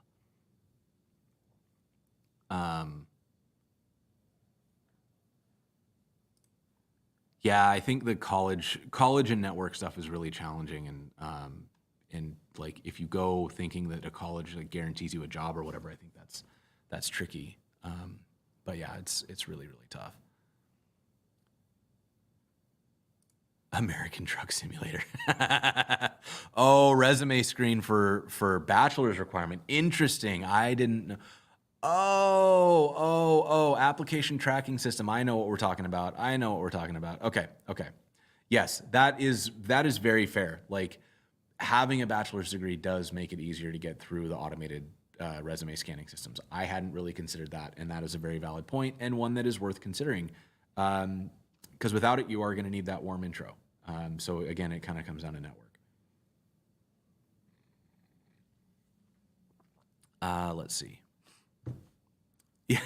Add your bachelor's back to your resume just to say you have a degree. I no joke, I think that's the right call. Because I think it's just a box they tick, and they don't care what it is. I actually think that a degree is more of a signal of like, I'm willing to sit down long enough to finish something than it is about like the skill itself. I don't know if that's true. That's my kind of cynical take on it. If you're looking to be a solo founder, is there a particular stack or set of skills you would focus on to be versatile? Stronger skills are front-end design, still exploring potential back-end stacks. I think the trick with this is that it depends so much on where your strengths and interests lie that there's not like a correct answer. So for me, I'm a JavaScript heavy developer, and so node based backend was always where I leaned. Um, I came from PHP. That was where I started my agency and everything as a PHP developer. So I could have gone that way. I chose not to because I wanted to consolidate on JavaScript in general. It felt like the right move to get really good at writing JavaScript.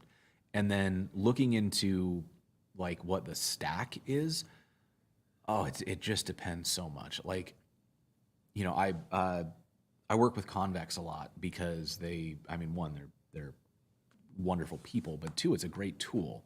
And they're a good example, I think, of a sort of back-end database, real-time, all-in-one sort of thing. So you could theoretically go with like a convex React, like, you know, create Vite React app setup, or a like a remix React router kind of React setup with convex. You could build anything with that. Like I'm having a hard time thinking of a limitation of what you could build with that stack. So if you're looking for like one thing that you could centralize on, that could be a great way to do it. If you learn Postgres is it's dominant for a reason. Like it is super powerful. It is super capable. You can kind of use it anywhere. There's great connectors for it in every language, and it just sort of solves those problems. If you learn Express or Fastify or what are the other ones? Koa, that's the other one? There's probably others that I'm forgetting, but like there's node frameworks for like building backends. Those are really popular, but it really depends on what you're trying to do, right? Like, are you optimizing for infinite scalability, or are you optimizing for, I want to prove that this works and get profitable so that then I can, you know, hire people out and we can scrap the code base and do a full rewrite if we need to for whatever the next iteration of the company is.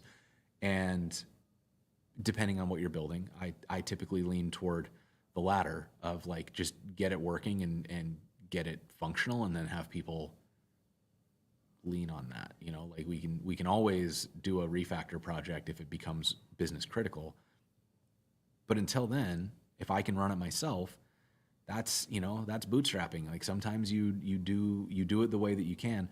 And again, like talking about that like React router and convex stack, like that's you'd have to work pretty hard to find the limits where it became business critical to migrate off of that. Like the world runs on React router, you know, and despite the social media bubbles implying that everybody uses Next.js, it's just not true. Like such a small percentage of production projects are built of React projects even are built on Next.js. It's mostly Create React App and React Router. And, you know, I would say probably don't bother with Create React App because it's, you know, it's a lot of ceremony. Create Vite that's the way that you should go. Like everything is built on Vite now, with the exception of Next.js because they won't switch off of it because I think they like brought people in house to build their own thing. I think they hired the Webpack guy and they started building their own custom thing on top of it, and that's, you know, it's all like around Vercel profit motives. But anyways, everything else is on Vite, and so if you use Vite, you're kind of set for whatever. React Router is like the most dominant React framework out there, and the new version of React Router pulls in all the stuff from Remix so that you also have data loaders and server-side rendering and all the things that you would need. So you get like full stack anything you need out of that, and then the convex stuff gives you data in real time and queues and scheduling and cron and you know, Lambda functions and all that stuff. So that could be a stack that is truly like scalable. Like it lets you do a lot without having to learn tons and tons of fancy things. But again, that's me talking from my not solo founder position based on lots and lots and lots of years in this industry and all the baggage that comes along with that. So, it is what it is, right? Let's see. My goals are to see more Astro jobs. Boy, I hope that start happening. I think, and I do think it will start happening. I'm reasonably convinced that the world of like marketing front end jobs is actively shifting. Like, it doesn't make sense to bring a full framework in for a marketing page. It just doesn't make sense. It's too much work. So something like Astro that starts out really simple and then can expand to have the custom functionality is a much better alignment for that type of work. And I think that it's starting to gain adoption. There was a chart that got posted where I think Astro's growth just kind of went like this recently. It crossed Gatsby's download level to where now I think Astro is more downloaded than Gatsby, which isn't super surprising. I think Gatsby's been flatlined for a long time, but it's showing that where marketing teams, I think, were leaning heavily on Gatsby, I think Astro's going to come in and take that. And my hunch is that when people see the simplicity and the power in the simplicity of the Astro model, we're going to see a lot of teams migrate away from stuff like Next because they'll realize that they're taking a much longer walk to the same results when they pick up Next.js. Whereas Astro, again, it starts simple and it gets you the same results. You can do the server islands are the same thing as the PPR that Vercel has. You have serverless functions, you've got API routes, you've got server-side rendering, you've got static rendering, you've got whatever you need, but it's all built on web standards and is portable to any cloud. Versus like Next is like, yeah, you can use it not on Vercel, but none of it works. You can host a Docker container, but then like all this stuff that we talk about being beneficial, it all runs from the origin, so it doesn't matter anyways, right? So it's very like, I think when people realize how much of a viable open alternative Astro actually is to something like Next, and as more people start to discover that Next is really like, if you're not willing to pay Vercel, using Next is kind of a mistake. Then I think we'll see the community move where Astro starts to get picked for more and more projects and starts to become more and more of a default there. I don't even think that's spicy. I think that's like a medium take. But anyways, it's great tech. It's tech that is spiritually aligned with keeping the internet healthy, and I do not believe that is true about Next.js, and that's why I think that in the long term, it wins. That's where I'm coming from. Oh yeah, Nest.js is a good one.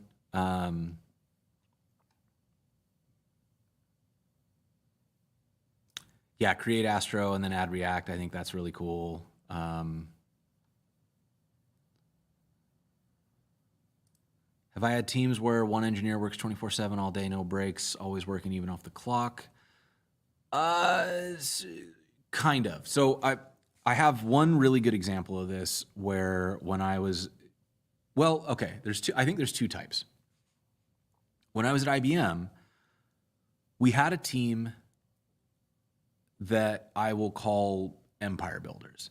And what I mean by that is their outlook, as far as I could discern, obviously I wasn't in their heads, so this is my speculation.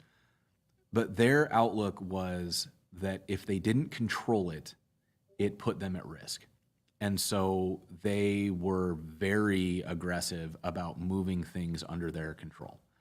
And I came head to head with them at one point where we were kind of in this ongoing battle because I was trying to move something to be federated. I wanted teams to control it, and they very much did not want to give up that control. And so they were working very hard to kind of pull everything under their banner. But what I noticed was the engineers on that team were constantly paged. like constantly. I remember I in trying to build bridges with them, I got one of the devs to come with me to a conference. And at that conference, he didn't get to watch a single talk because he got paged every 15 minutes. So he had his laptop and he would sit down for a talk, and then he would get paid and he would just walk out and sit in the hallway and solve whatever crisis had come up on this tech that only he understood. Right? That was the way that team had just set it up, where it was this guy. And we looked once at a contribution graph, and it was the most terrifying thing I've ever seen. IBM had 32 teams, right? Something like 400,000 people work at IBM. And on IBM Cloud, there were 32 teams. And I would guess, if I had to ballpark it, I would say there were probably somewhere around 150 or so developers. And this developer that got paged every 15 minutes was responsible, because of the intentional bottleneck they had created, he was responsible for over 60% of the commits to the IBM Cloud codebase. That is the most terrifying bus factor I've ever heard. And so this is where I had this idea to rebrand bus factor to vacation tolerance, because I realized that this poor man has never had a vacation and will never have a vacation. He will eventually burn out and quit, but he will never get a vacation because he cannot. That system is so dependent on knowledge locked in his head, because that team consistently hoarded knowledge and hoarded control and built it into systems that they wouldn't share, right? So that developer then got locked in this box of, I'm the only one who can work on this. I'm important. That feels good. And then it was like, wait a minute, I'm the only one who can work on this. And we keep adding more stuff. When do I get to walk away? And he never did. As far as I know, he's still there. But like, what a risk that is to a company, and what a risk that is to his health, that he was doing this thing. He was doing something that I'm sure at the time felt smart. If I control it, I can mitigate the risk. But by not giving any control to anybody else, he made himself into the most terrifying bottleneck, and also traded all of his freedom. Like, if he couldn't get through a conference without getting paged every 15 minutes, what must it be like for him and his family? Does he ever get to see his kids? Has he ever gotten through a family meal? Like, I have no idea. Does he have a family? I literally don't know, right? Like, that was such a bummer realization, because he got talked about like a hero. And then I got to see what his life was like, and I was sad, like sad. So that's the one type. That type is a huge bummer, and it's one of those like self-constructed prisons where you paint yourself in a corner by making decisions that refuse to let anybody else help. So don't do that. The other type is the startup type that I found, where they're young enough to believe that they are special and invincible.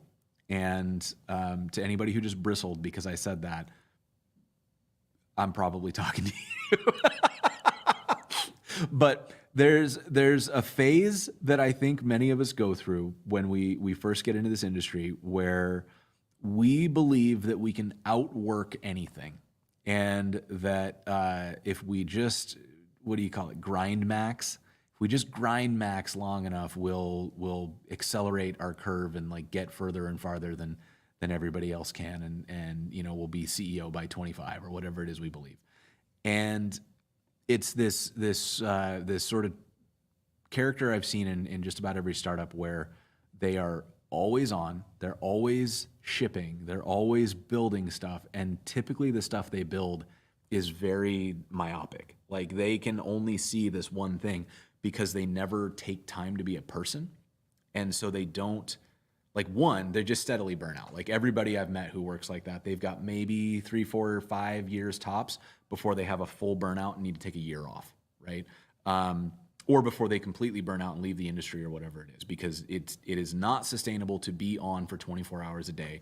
But the other thing that I've noticed is that those types that like put on the blinders and say, I am only here to work on this problem, they steadily forget about all of the factors that make something good. And they believe they can code their way out of every problem. And it turns them in to, you know, when you have a conversation with somebody and it's like you're speaking completely different languages. Like you're saying, you know, well, The problem is that people feel disrespected because they found out that because they live one state over, they're getting paid 30% less. And this like grind maxing engineer will look you in the face and say, well, yeah, but this formula that we coded says that they get 30% less, and that formula is fair. It's like, fair according to who? You wrote that code. Like, you can't code your way out of that problem, bro. It's like people are squishy, and not everything is a coding problem. Most things, in fact, are not. Or like the problem where you have like organizational issues or product market fit issues, and somebody will start trying to code a solution. It's like, hold on, what are you building? We don't even know what people want. We haven't talked to a single customer. Why are you trying to write code? Just eating beard. Hold on. Yeah. Gross. There it is.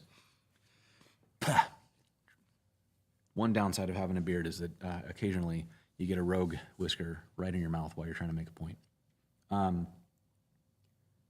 Anyways, the point I'm trying to make is I think that type of like 24/7 engineer who is trying to outwork the rest of us is a particularly tragic character to me, because their goal is to grow faster.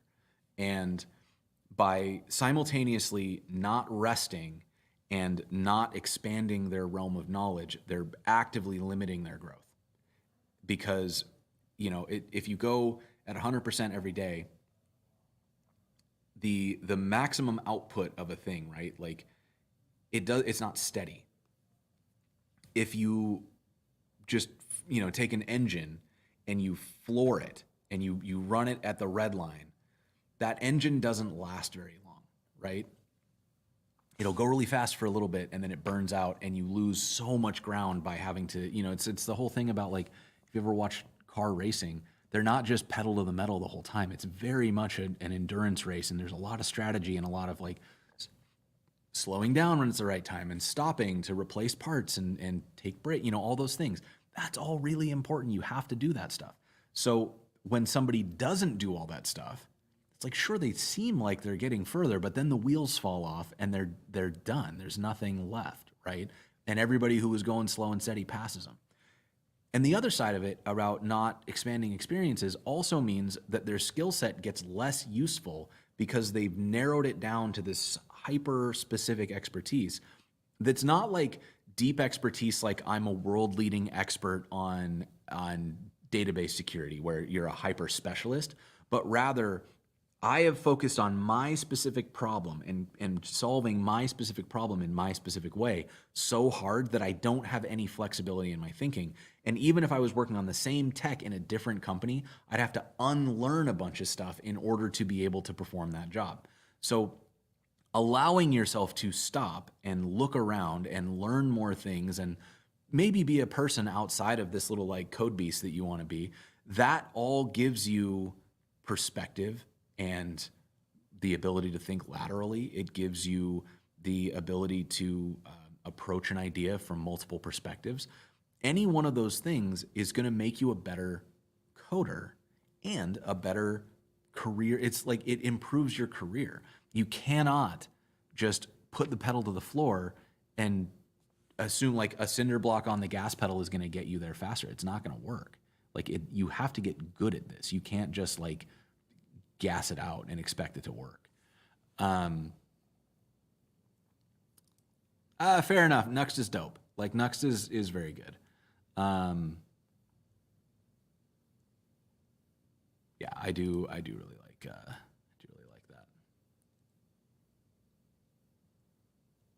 Oh, we got Midu in. What's up, Midu? How you doing? I thank you all for coming in. I don't know where you came in. I hope it wasn't like in one of the weird spicy points. But I appreciate you all. But welcome Raiders, welcome in. Good to see you all. Yeah, exactly. So I'm in StreamYard, and StreamYard doesn't show me raids, which is really confusing, and I wish that it did. What do I think about freelance? I think freelance is great if you don't mind doing admin. Like I think the trade-off that you make, right, is that if you're working for yourself, you control everything, and that's great. You choose which projects you take. You get to do all the work. You know, it's fun. You're not you. There's a lot of upside to being your own boss. The downside, though, is you also got to sell everything. You got to do all the admin. You got to get the contracts. You got to collect the payments. All of that is, you know, you're the salesperson, right? All of that is also a ton of work, and if you don't do it, then you don't get the work. So there are a lot of trade-offs to be made, because working for a company, you've got people to do all that stuff for you, right? You just get to code, but you don't get to choose exactly what you code, and you don't always agree with the priorities. But yeah, that's a whole thing. But so, where are we at?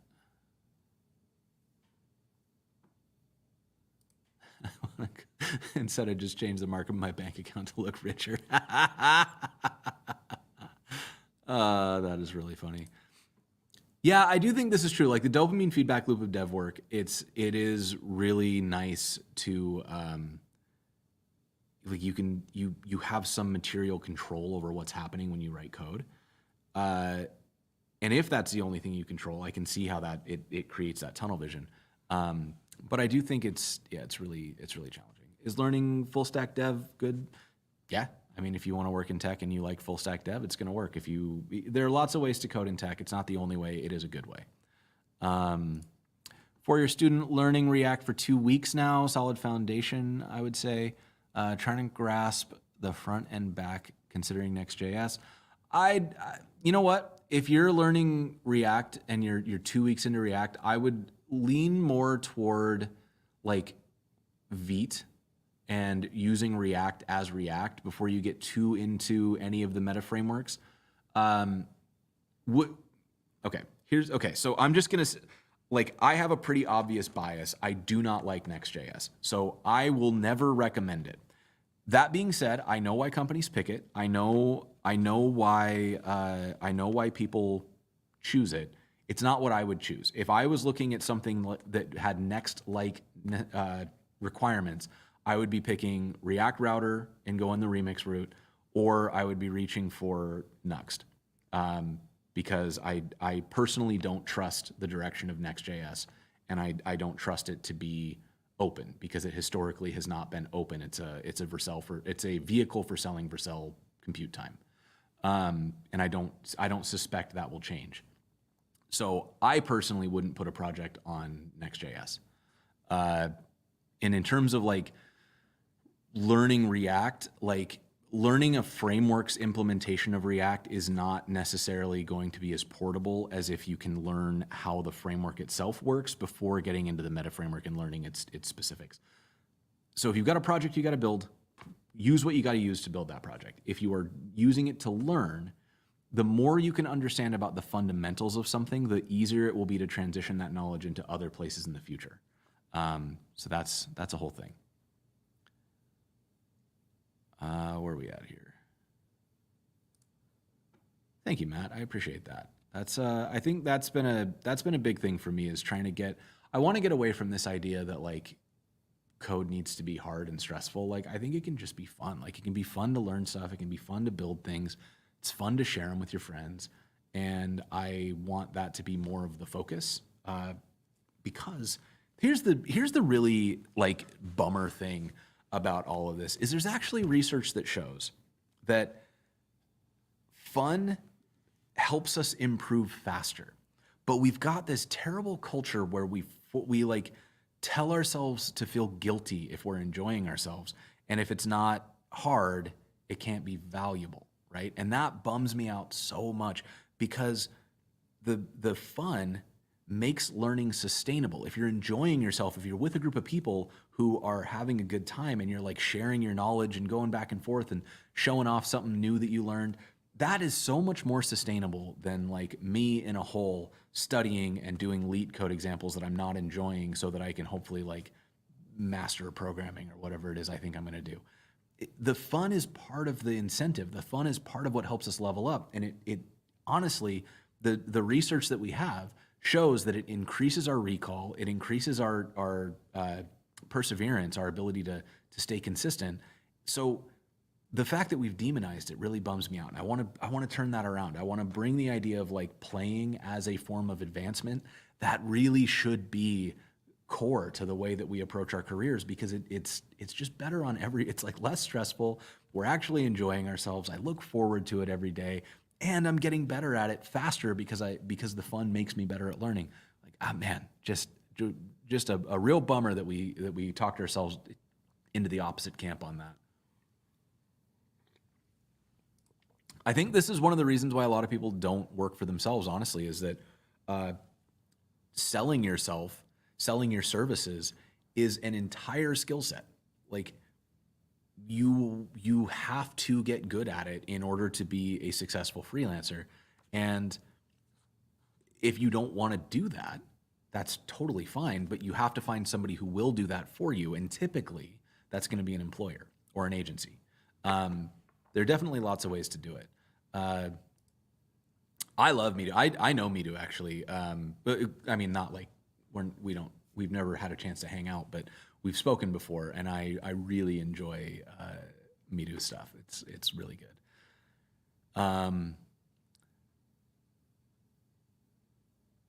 Got an internship writing React without having touched vanilla JavaScript. I mean, this is sort of the thing, right? Is the more that you learn how a thing is built, like, because everything is an abstraction on top, right? And I don't think you need to learn all of the abstractions, because it would be ridiculous for each of us to get down to like bytecode and all.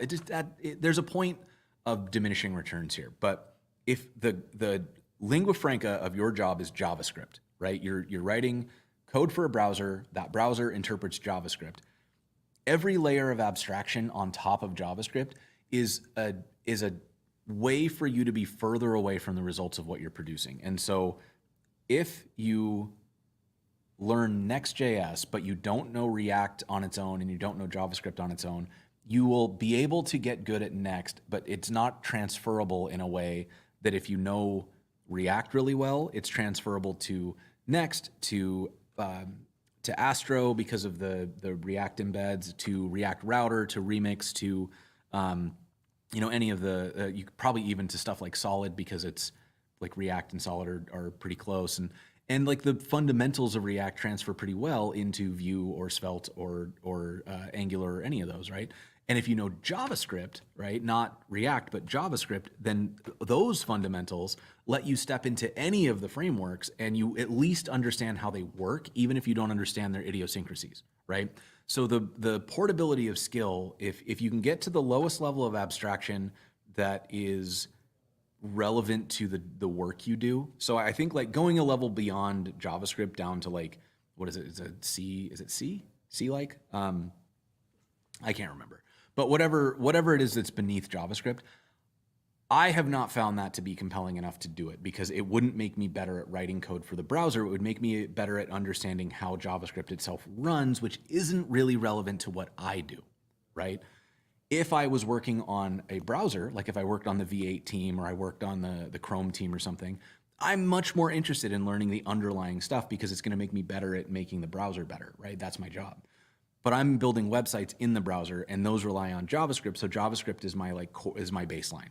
And if I learn that really, really well, if I learn JavaScript and HTML and CSS, I'm so resilient to change in the industry, because we have decided as an industry that the web doesn't break backward compatibility. So we may introduce new things in the future, stuff like WASM is coming, maybe some of the AI stuff changes the way that we build, but CSS, HTML, and JavaScript are going to continue to be there, and they're going to continue to be a lot of the way that we interface with the internet. So by knowing those skills well, it kind of doesn't matter if React falls out of favor tomorrow and something else comes in, maybe Solid takes over. JavaScript lets me learn both of those and use them really well. So I can, I'm resilient because I've learned that abstraction. So if you have the option, if you have the time, get down to that to the lowest level of abstraction relevant to your work, because it gives you that flexibility and that resilience as you get into different areas, and as your career evolves, you don't have to relearn as many things. More of the skills are transferable. What's up, Bad Cop? How you doing?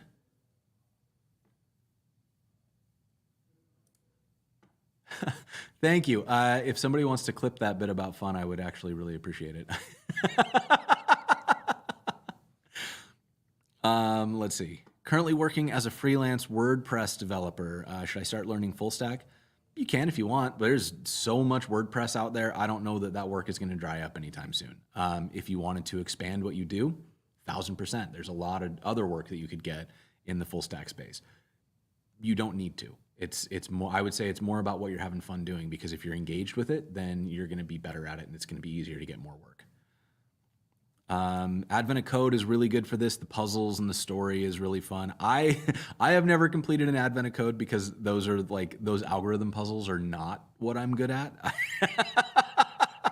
But I do like watching other people do Advent of Code. I think that's really fun. Let's see. When do you think, in my experience, someone's ready as a junior front end? I mean, you're ready when you can do the job, right? And this is the part that's really hard. Is I think we all wish that there were clear checklists where we could say, like, I've checked these boxes. I am now a junior or a senior engineer or whatever.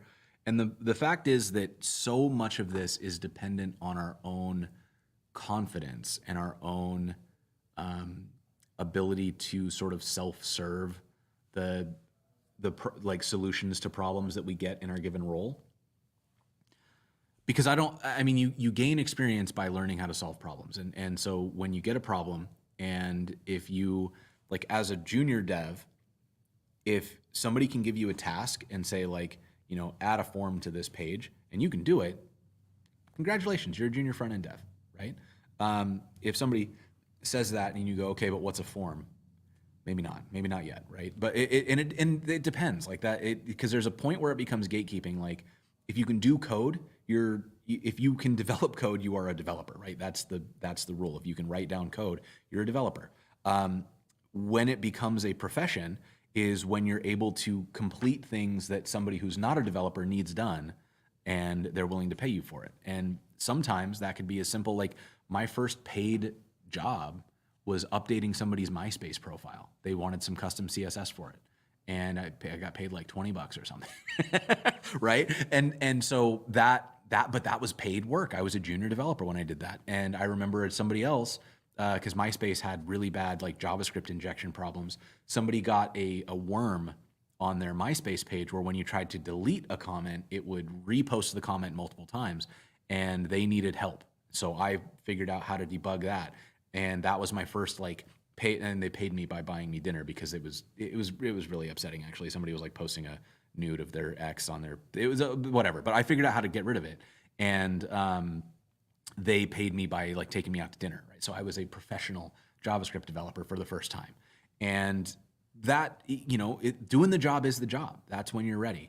And a lot of that is about, it's about knowing when to ask for help. It's about knowing how to surface answers and trusting yourself to get work done, and having the humility to, get feedback and adjust when you try something, because you're still learning, right? But reps is all of it. And, I think once you can get to the point that you can do something, you're able to code for money. Like, that's the job. Can't decide on what I want to do. Can't decide tech stack. Sometimes I feel like I'm all over the place. I feel this. There's a lot to learn, and it's all kind of interesting, and you don't know what's going to work, quote unquote. I would say focus long enough to finish something, right? That's the trick. If you can pick your list of things, like, here's an exercise that I have done and that I encourage other people to do. Is if you're feeling like you don't know what to work on, or like there's too many ideas, make a list of everything you want to do, and then go through and think about, like, what is my level of interest, and, like, what's the benefit to me? Like, is this a project I actually want to do, or is it just something I said? And you'll probably cross a few things off the list just by asking those questions. Then once you get the remaining list, you can start to do a little more analysis if you want, of, like, what's the upside of this? What, do I think this has professional application, so on and so forth. But ultimately, don't even stress about that. Just look at the list and say, what do I want to do first? And know that saying I want to do this first means that you're not going to do the other things. And if you don't know how to do that, if you can't decide, try a tournament bracket, like a Sweet 16 kind of tournament bracket. Get all the projects in a list and then take the first two and say, which of these is more important to me? And then just move it to the next list and continue that process until you're down to your final two projects that are the ones you decided were the most important, and then say, which of these am I going to do first? And then choose one and then do that thing. Doesn't matter what it is, just do it. Because finishing something is where momentum comes from. And if you do it, you will gain experience that either that was or was not something that you want to do more of. And that can help you inform, because when you go back to your list then and you go, I just built a project in, I don't know, we'll say Go, and I hated it. I did not enjoy a single minute of that. And the reason I didn't enjoy it wasn't because I don't know Go, but because I don't enjoy writing Go. Then you can look back at your list and drop anything that would require you to write Go and focus on stuff that would give you something else to try. Conversely, if you write something and you go, I did a bunch of animation in this project and I've had more fun on this project than any other project I've done, that's strong signal that that's something you should explore and that you should dig into.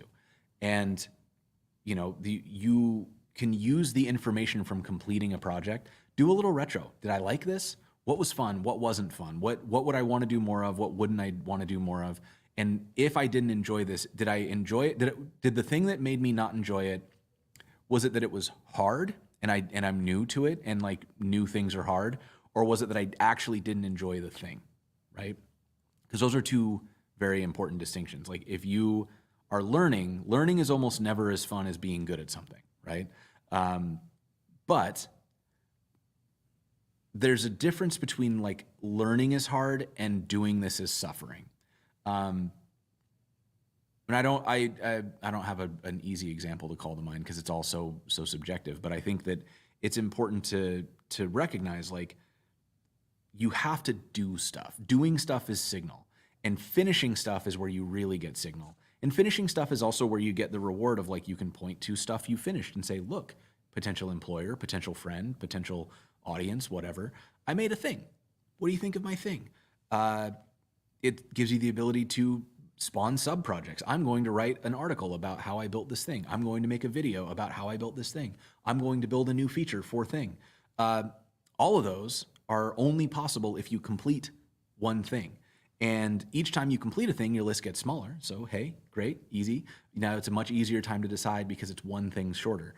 And each time you complete a thing, you also get more signal that might help you remove or add new ideas that you can then complete to get more information about what you should do or add or remove next time, right? So that's really,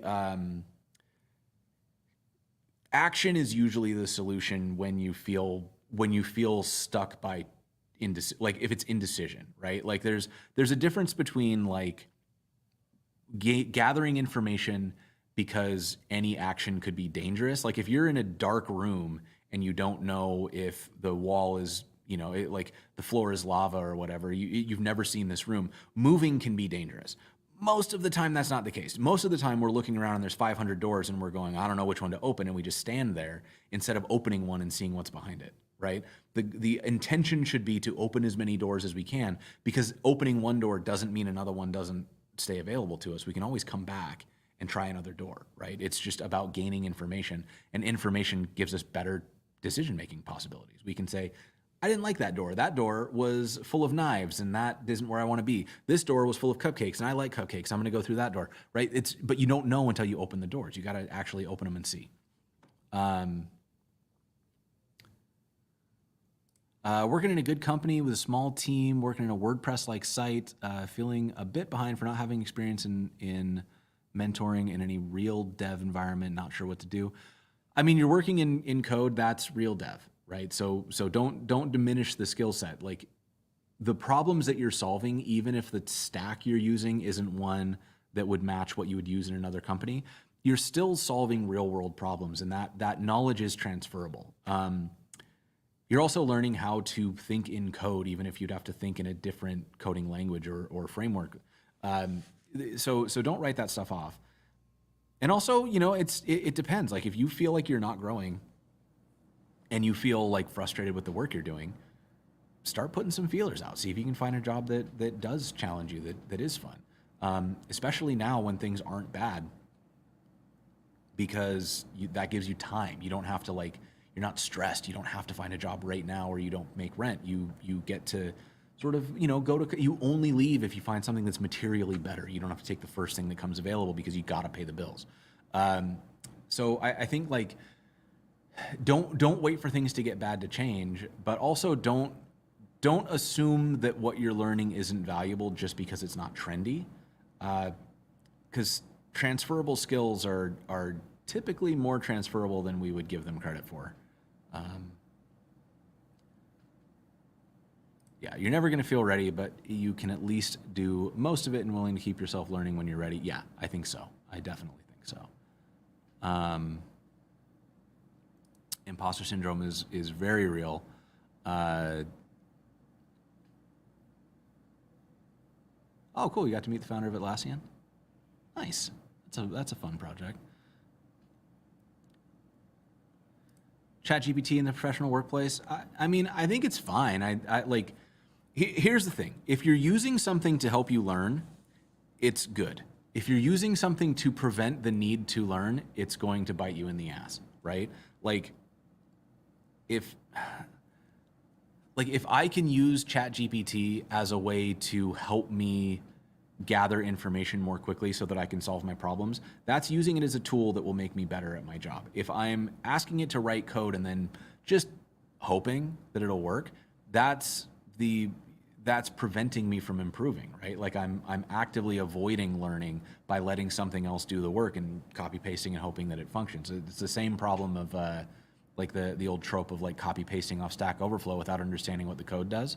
That's you can make something good or bad. I've learned more off Stack Overflow than just about any other website. And also, there are lots of people who have managed to avoid learning anything about coding by relying on Stack Overflow to do their work for them.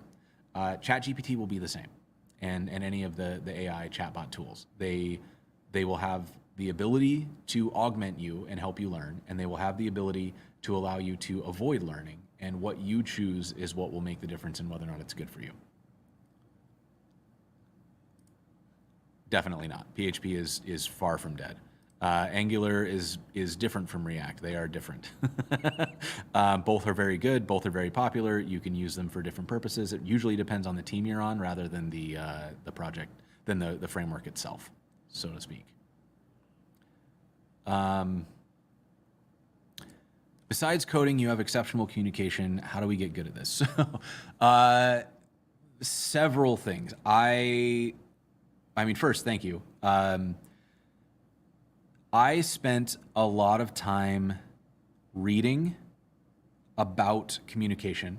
So in a few different facets. One, I read a ton of fiction, and the ability to convey information that's abstract in a way that's engaging is a core skill of fiction. So reading how somebody else does that, even if what they're talking about are, wizards and sword fights or whatever, it's still a good way of learning how people convey an emotion. I read a ton of information about communication. There's books like, let's see, these were back when I was in high school, so I don't know if they're still the standard, but there's a book called Made to Stick. There's one that I know everybody still talks about because it's got some dated references, but it's still very good. How to Win Friends and Influence People.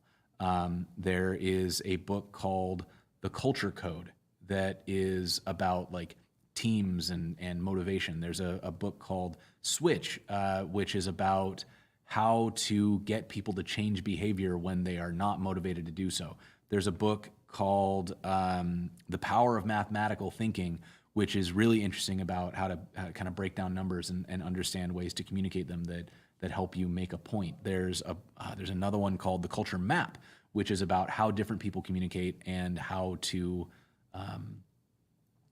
shape a message depending on who's in the room, based on the idea of high context and low context communication. There's another book called To Sell is Human, which is kind of one of those ones that's you're going to read it and roll your eyes, but the information in it is really good. there's so many. There's so many books like this. There's also just like philosophy books in general are really interesting because they help. I think one of the things that has been really impactful for me has been trying to think about stuff as an interconnected set of motivations that mostly are all the same regardless of the topic, right? And that starts to change the way that you communicate because you're not now thinking about what makes JavaScript interesting to people, but rather you're thinking about why would a person be motivated to learn? Why would a person be motivated to do anything? And it kind of gets into these ideas of status, self-actualization, social mobility, power, whatever. Like there's all these different intrinsic motivations that people have and extrinsic motivations that people have. And if you read about those, and there's some books, oh man, there's a book, there's this trio of books that I call the Existential Crisis Starter Pack. And don't read these books as like they're going to change your life and you should respect them as gospel, but more that they're good questions to they get you thinking. One of them is called The Authenticity Hoax. And it's about exactly what it says in the title, that authenticity doesn't actually exist. It's just what we believe it to be. So that'll start you on the existential spiral. Then there's a book called Spent, which talks about money and status and those motivations. And that'll really get the existential spiral going. And then there's Sapiens, which people have a lot of feelings about Sapiens. I don't think you should read Sapiens as like, this is now my worldview. I think you should read it and ask questions because it sort of undermines the whole idea of almost everything that we believe by saying most of what we do is just something that somebody made up at some point, and now we look at it as tradition because it's 400 or 500 years old or older. That trio of books just sort of dismantles everything that we sort of take for granted, and it gets and that sort of philosophy stuff starts to break down why we are the way we are, why we talk the way we talk, why we care about the things we care about, and it also takes some of the wind out of their sails. Like things like status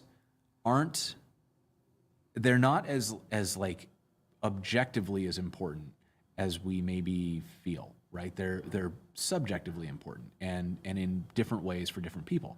The way that was really drawn into perspective for me is I remember I had this conversation with a guy who was at the time super famous. His name was John Berardi, and John Berardi ran a company called Precision Nutrition. He sold it. He's I don't know what he's doing these days, but he made a bunch of money off that sale and he's living pretty.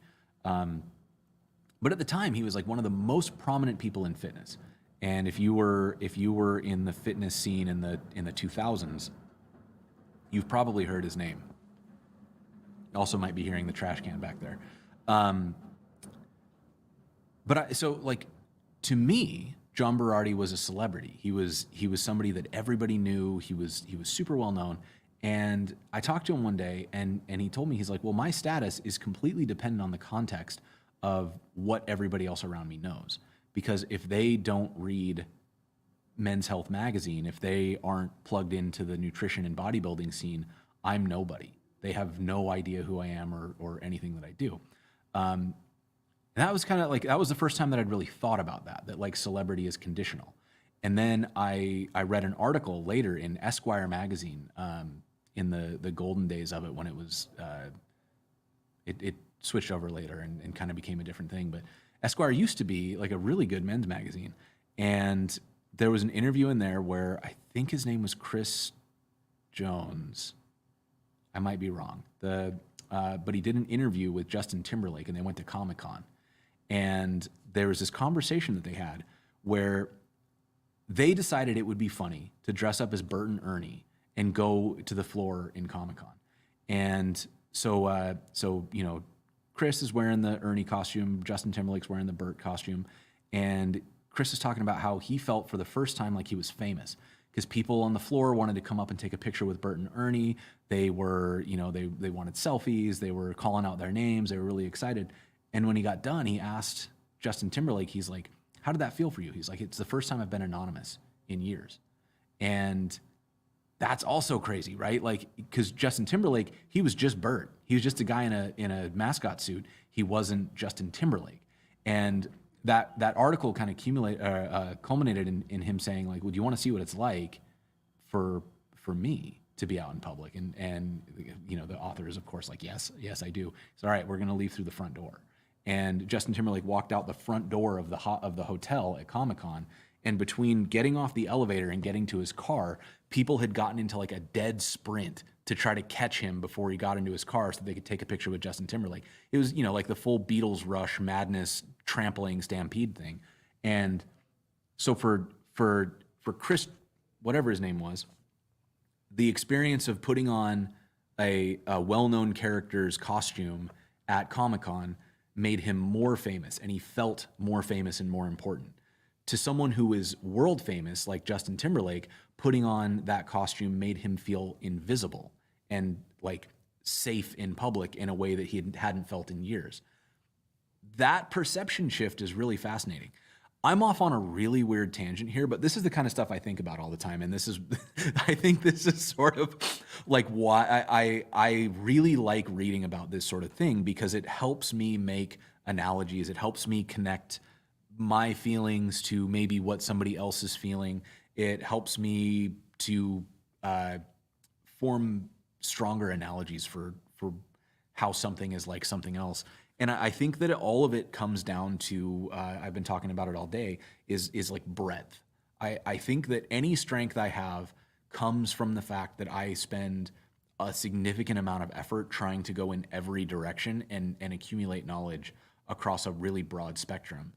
Because to me, that breadth is what allows me to make novel connections and to talk about things in a way where I'm forming an opinion that is built off of multiple perspectives and isn't like, I read one type of thing and so that's my type of opinion, which is, not necessarily good or bad. It's to me, that's important, is being able to form a very multifaceted opinion.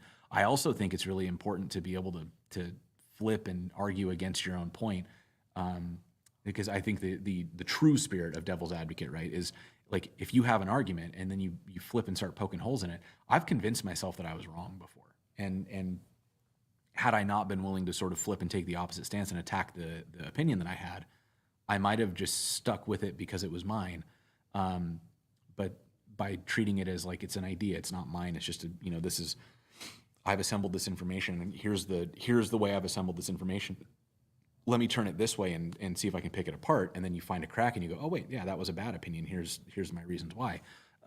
That's made me much more susceptible to when people criticize me. I'm not taking criticism as like a criticism of my humanity, of my value as a person. It's a criticism of the idea. I said a thing and they didn't like the thing. And so let's examine why, and I think that allows you to grow, because if we all come with our own sort of solipsistic view of the world, where we believe that when we're kids, like, we don't even have object permanence. Like if our parents leave the room, they cease to exist until they come back in. That's why peekaboo is so much fun. But as we get older, that solipsism doesn't really go away. We still kind of believe that our worldview is the only valid worldview. If we don't get good at getting challenged when somebody with a different worldview approaches us, we run the risk of saying, well, your worldview doesn't match mine, so you must be wrong, and I'm going to push you away. Instead of saying, oh, where's the inconsistency here? Like, what do I believe that's not objectively true and that's just true through my experience? And then we can sort of examine our different worldviews and realize that, oh, yeah, that's more complicated than I thought. You're right. Let me change the way I talk about that. That sort of, I don't know. I'm now like deep into like a tangent on a tangent on a tangent here, but I think that is a very, it's a very like important part of the way that I've decided to approach the world, I guess, is just to go like super broad and remember that these ideas all came from somebody else's brain at some point. Like we're getting information that came from another person, that came from another person. We're all just taking in information and arranging it in different ways to try to come up with our own worldview.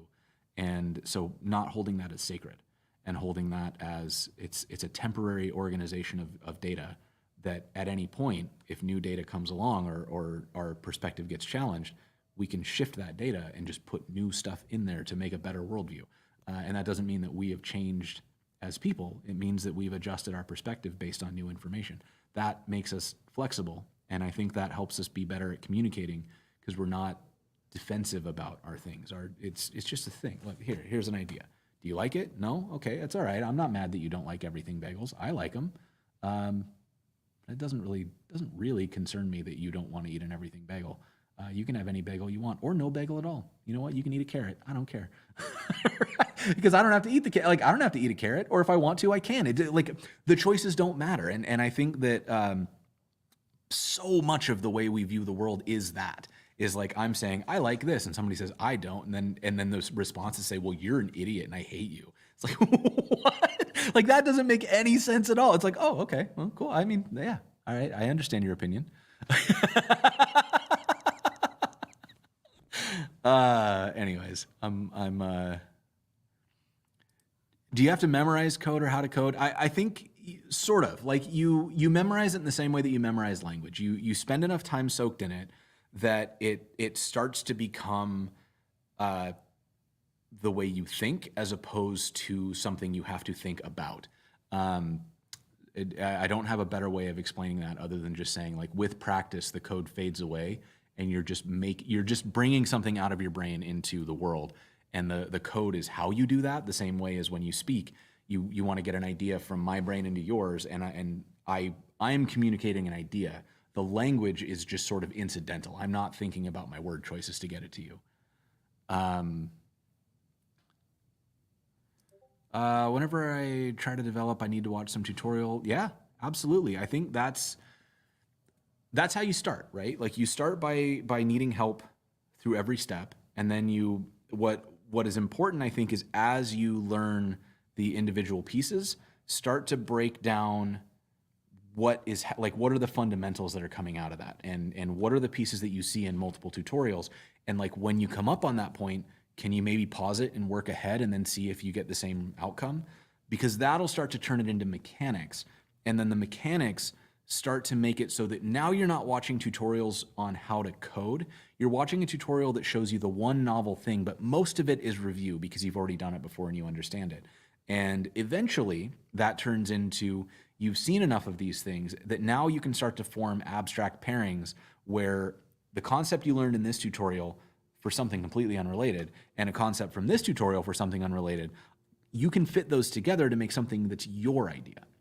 And that comes faster than you think. It's just a matter of, again, being like staying immersed in the language and letting that knowledge kind of, the more time you spend in it, the more time you spend interacting with it, the faster you absorb it and the faster it kind of becomes part of the way that you think. But it does take, there's deliberate practice involved. You do need to make sure that you're, like understand when you've reached a concept and kind of break it down. What is that? What did it do? Why did it work like that? And whenever you see something that you've seen before, take a minute and pause and think about it. Like, what does it do? Why is it doing like that? Why did they choose that versus something else?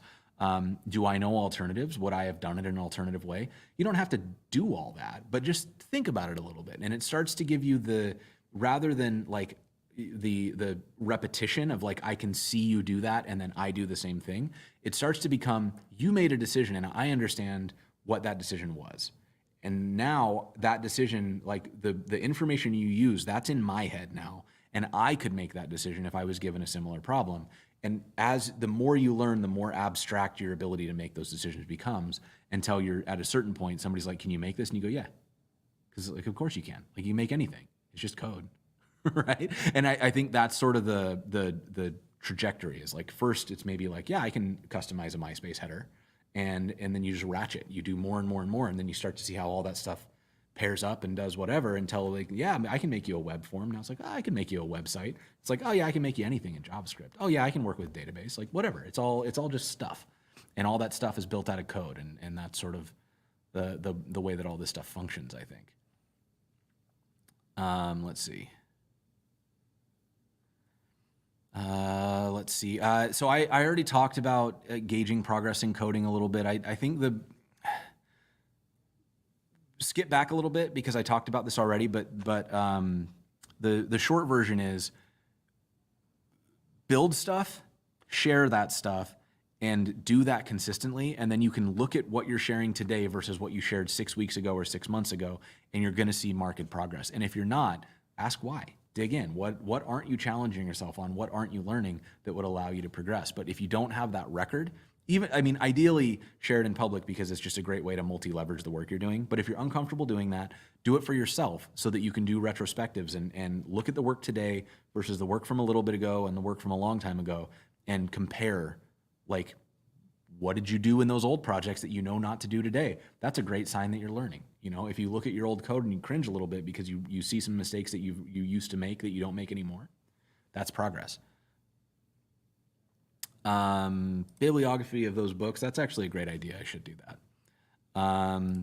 HTML websites from scratch for low to no cost. You can open up VS Code, which is free. You can write some HTML, which you can learn on MDN or Free Code Camp or any of those sites for free. And then you can deploy it to Netlify, which is a free account for free. And I mean, unless you get some wild traffic, it's not going to cost you any money. So that would be the way to do that. If you are just looking to get some HTML stuff up on the internet, that would be the way to do it. Non-duality. I'm gonna write that down. I love a good existential crisis is really, that's what fuels me. Like I need books that make me question everything so that I have something to talk to my friends about over a drink.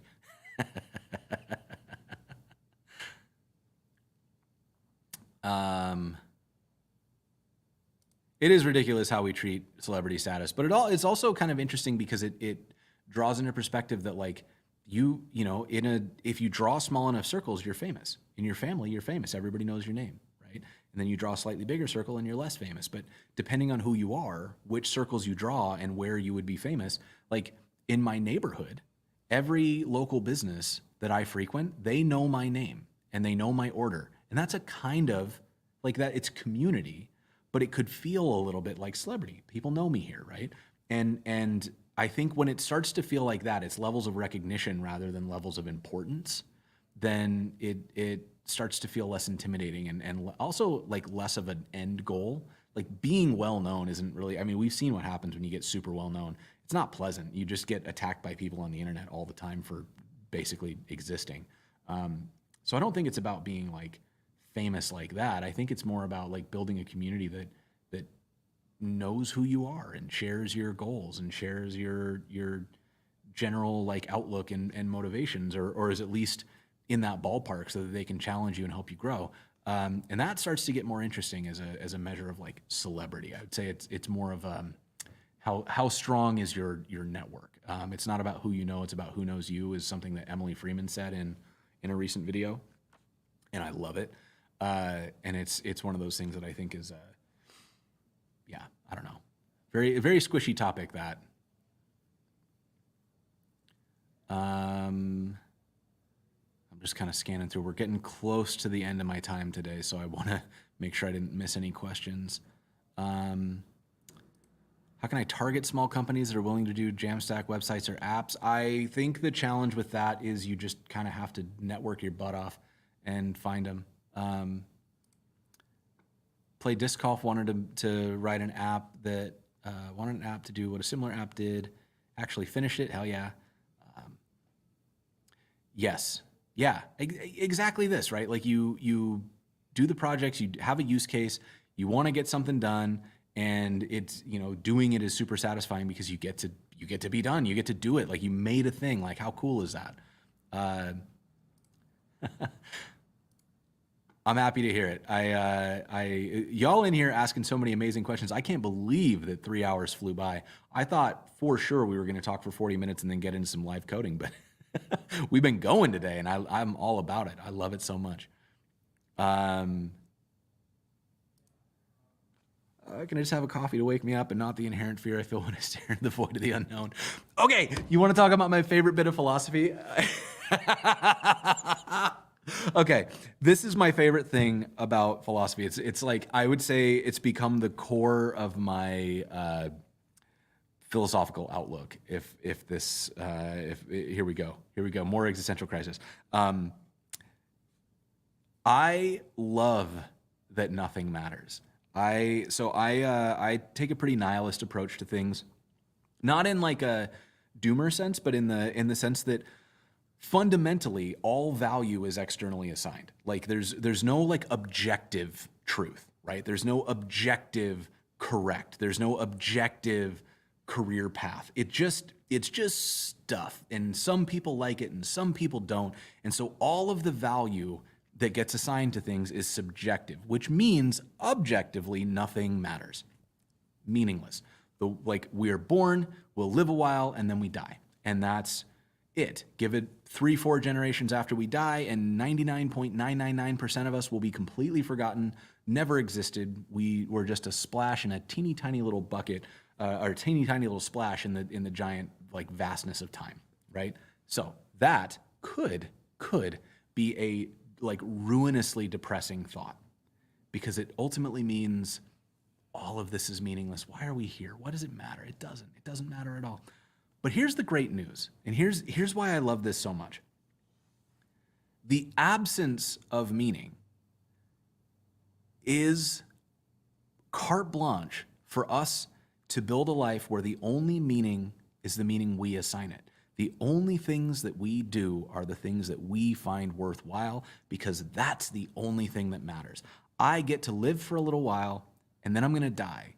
And my metric is whatever the fuck I want it to be. And for me, that metric is minimizing regret. How much can I do so that when I am on my deathbed, I look back and I go, yeah, I would do it like that again. It's like, I don't want to be looking back saying, but what if I had tried this? What if I'd trusted myself to do this? What if I'd made this decision that I wanted to make, but I was scared to? No, we're not doing that. None of it matters, right? None of it's important. So if I want to do something, the value is that I wanted to do it and that it made me happy. And my happiness in having tried that and having done that is the meaning. That is what gives life meaning.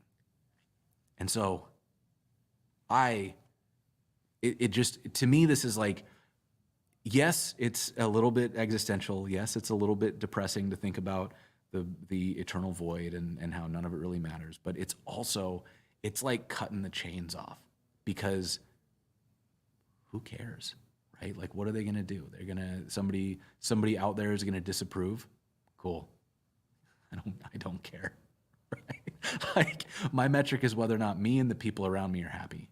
And if I can contribute to other people's happiness, and I can do whatever is in my power to make sure that I'm happy, and like, my happiness is dependent on other people. I'm not saying like, screw everybody else, do whatever I want. I'm saying like, I want to live a life that I'm proud of. I want to do things that make me feel like I spent my time well.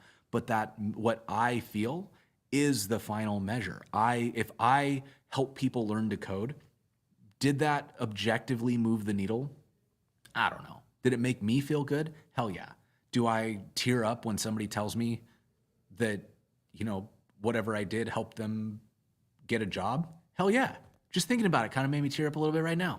That is my meaning, right? And it's mine. I made it up. I can do it because it's what I care about. And if I cared about something else, I would do that instead.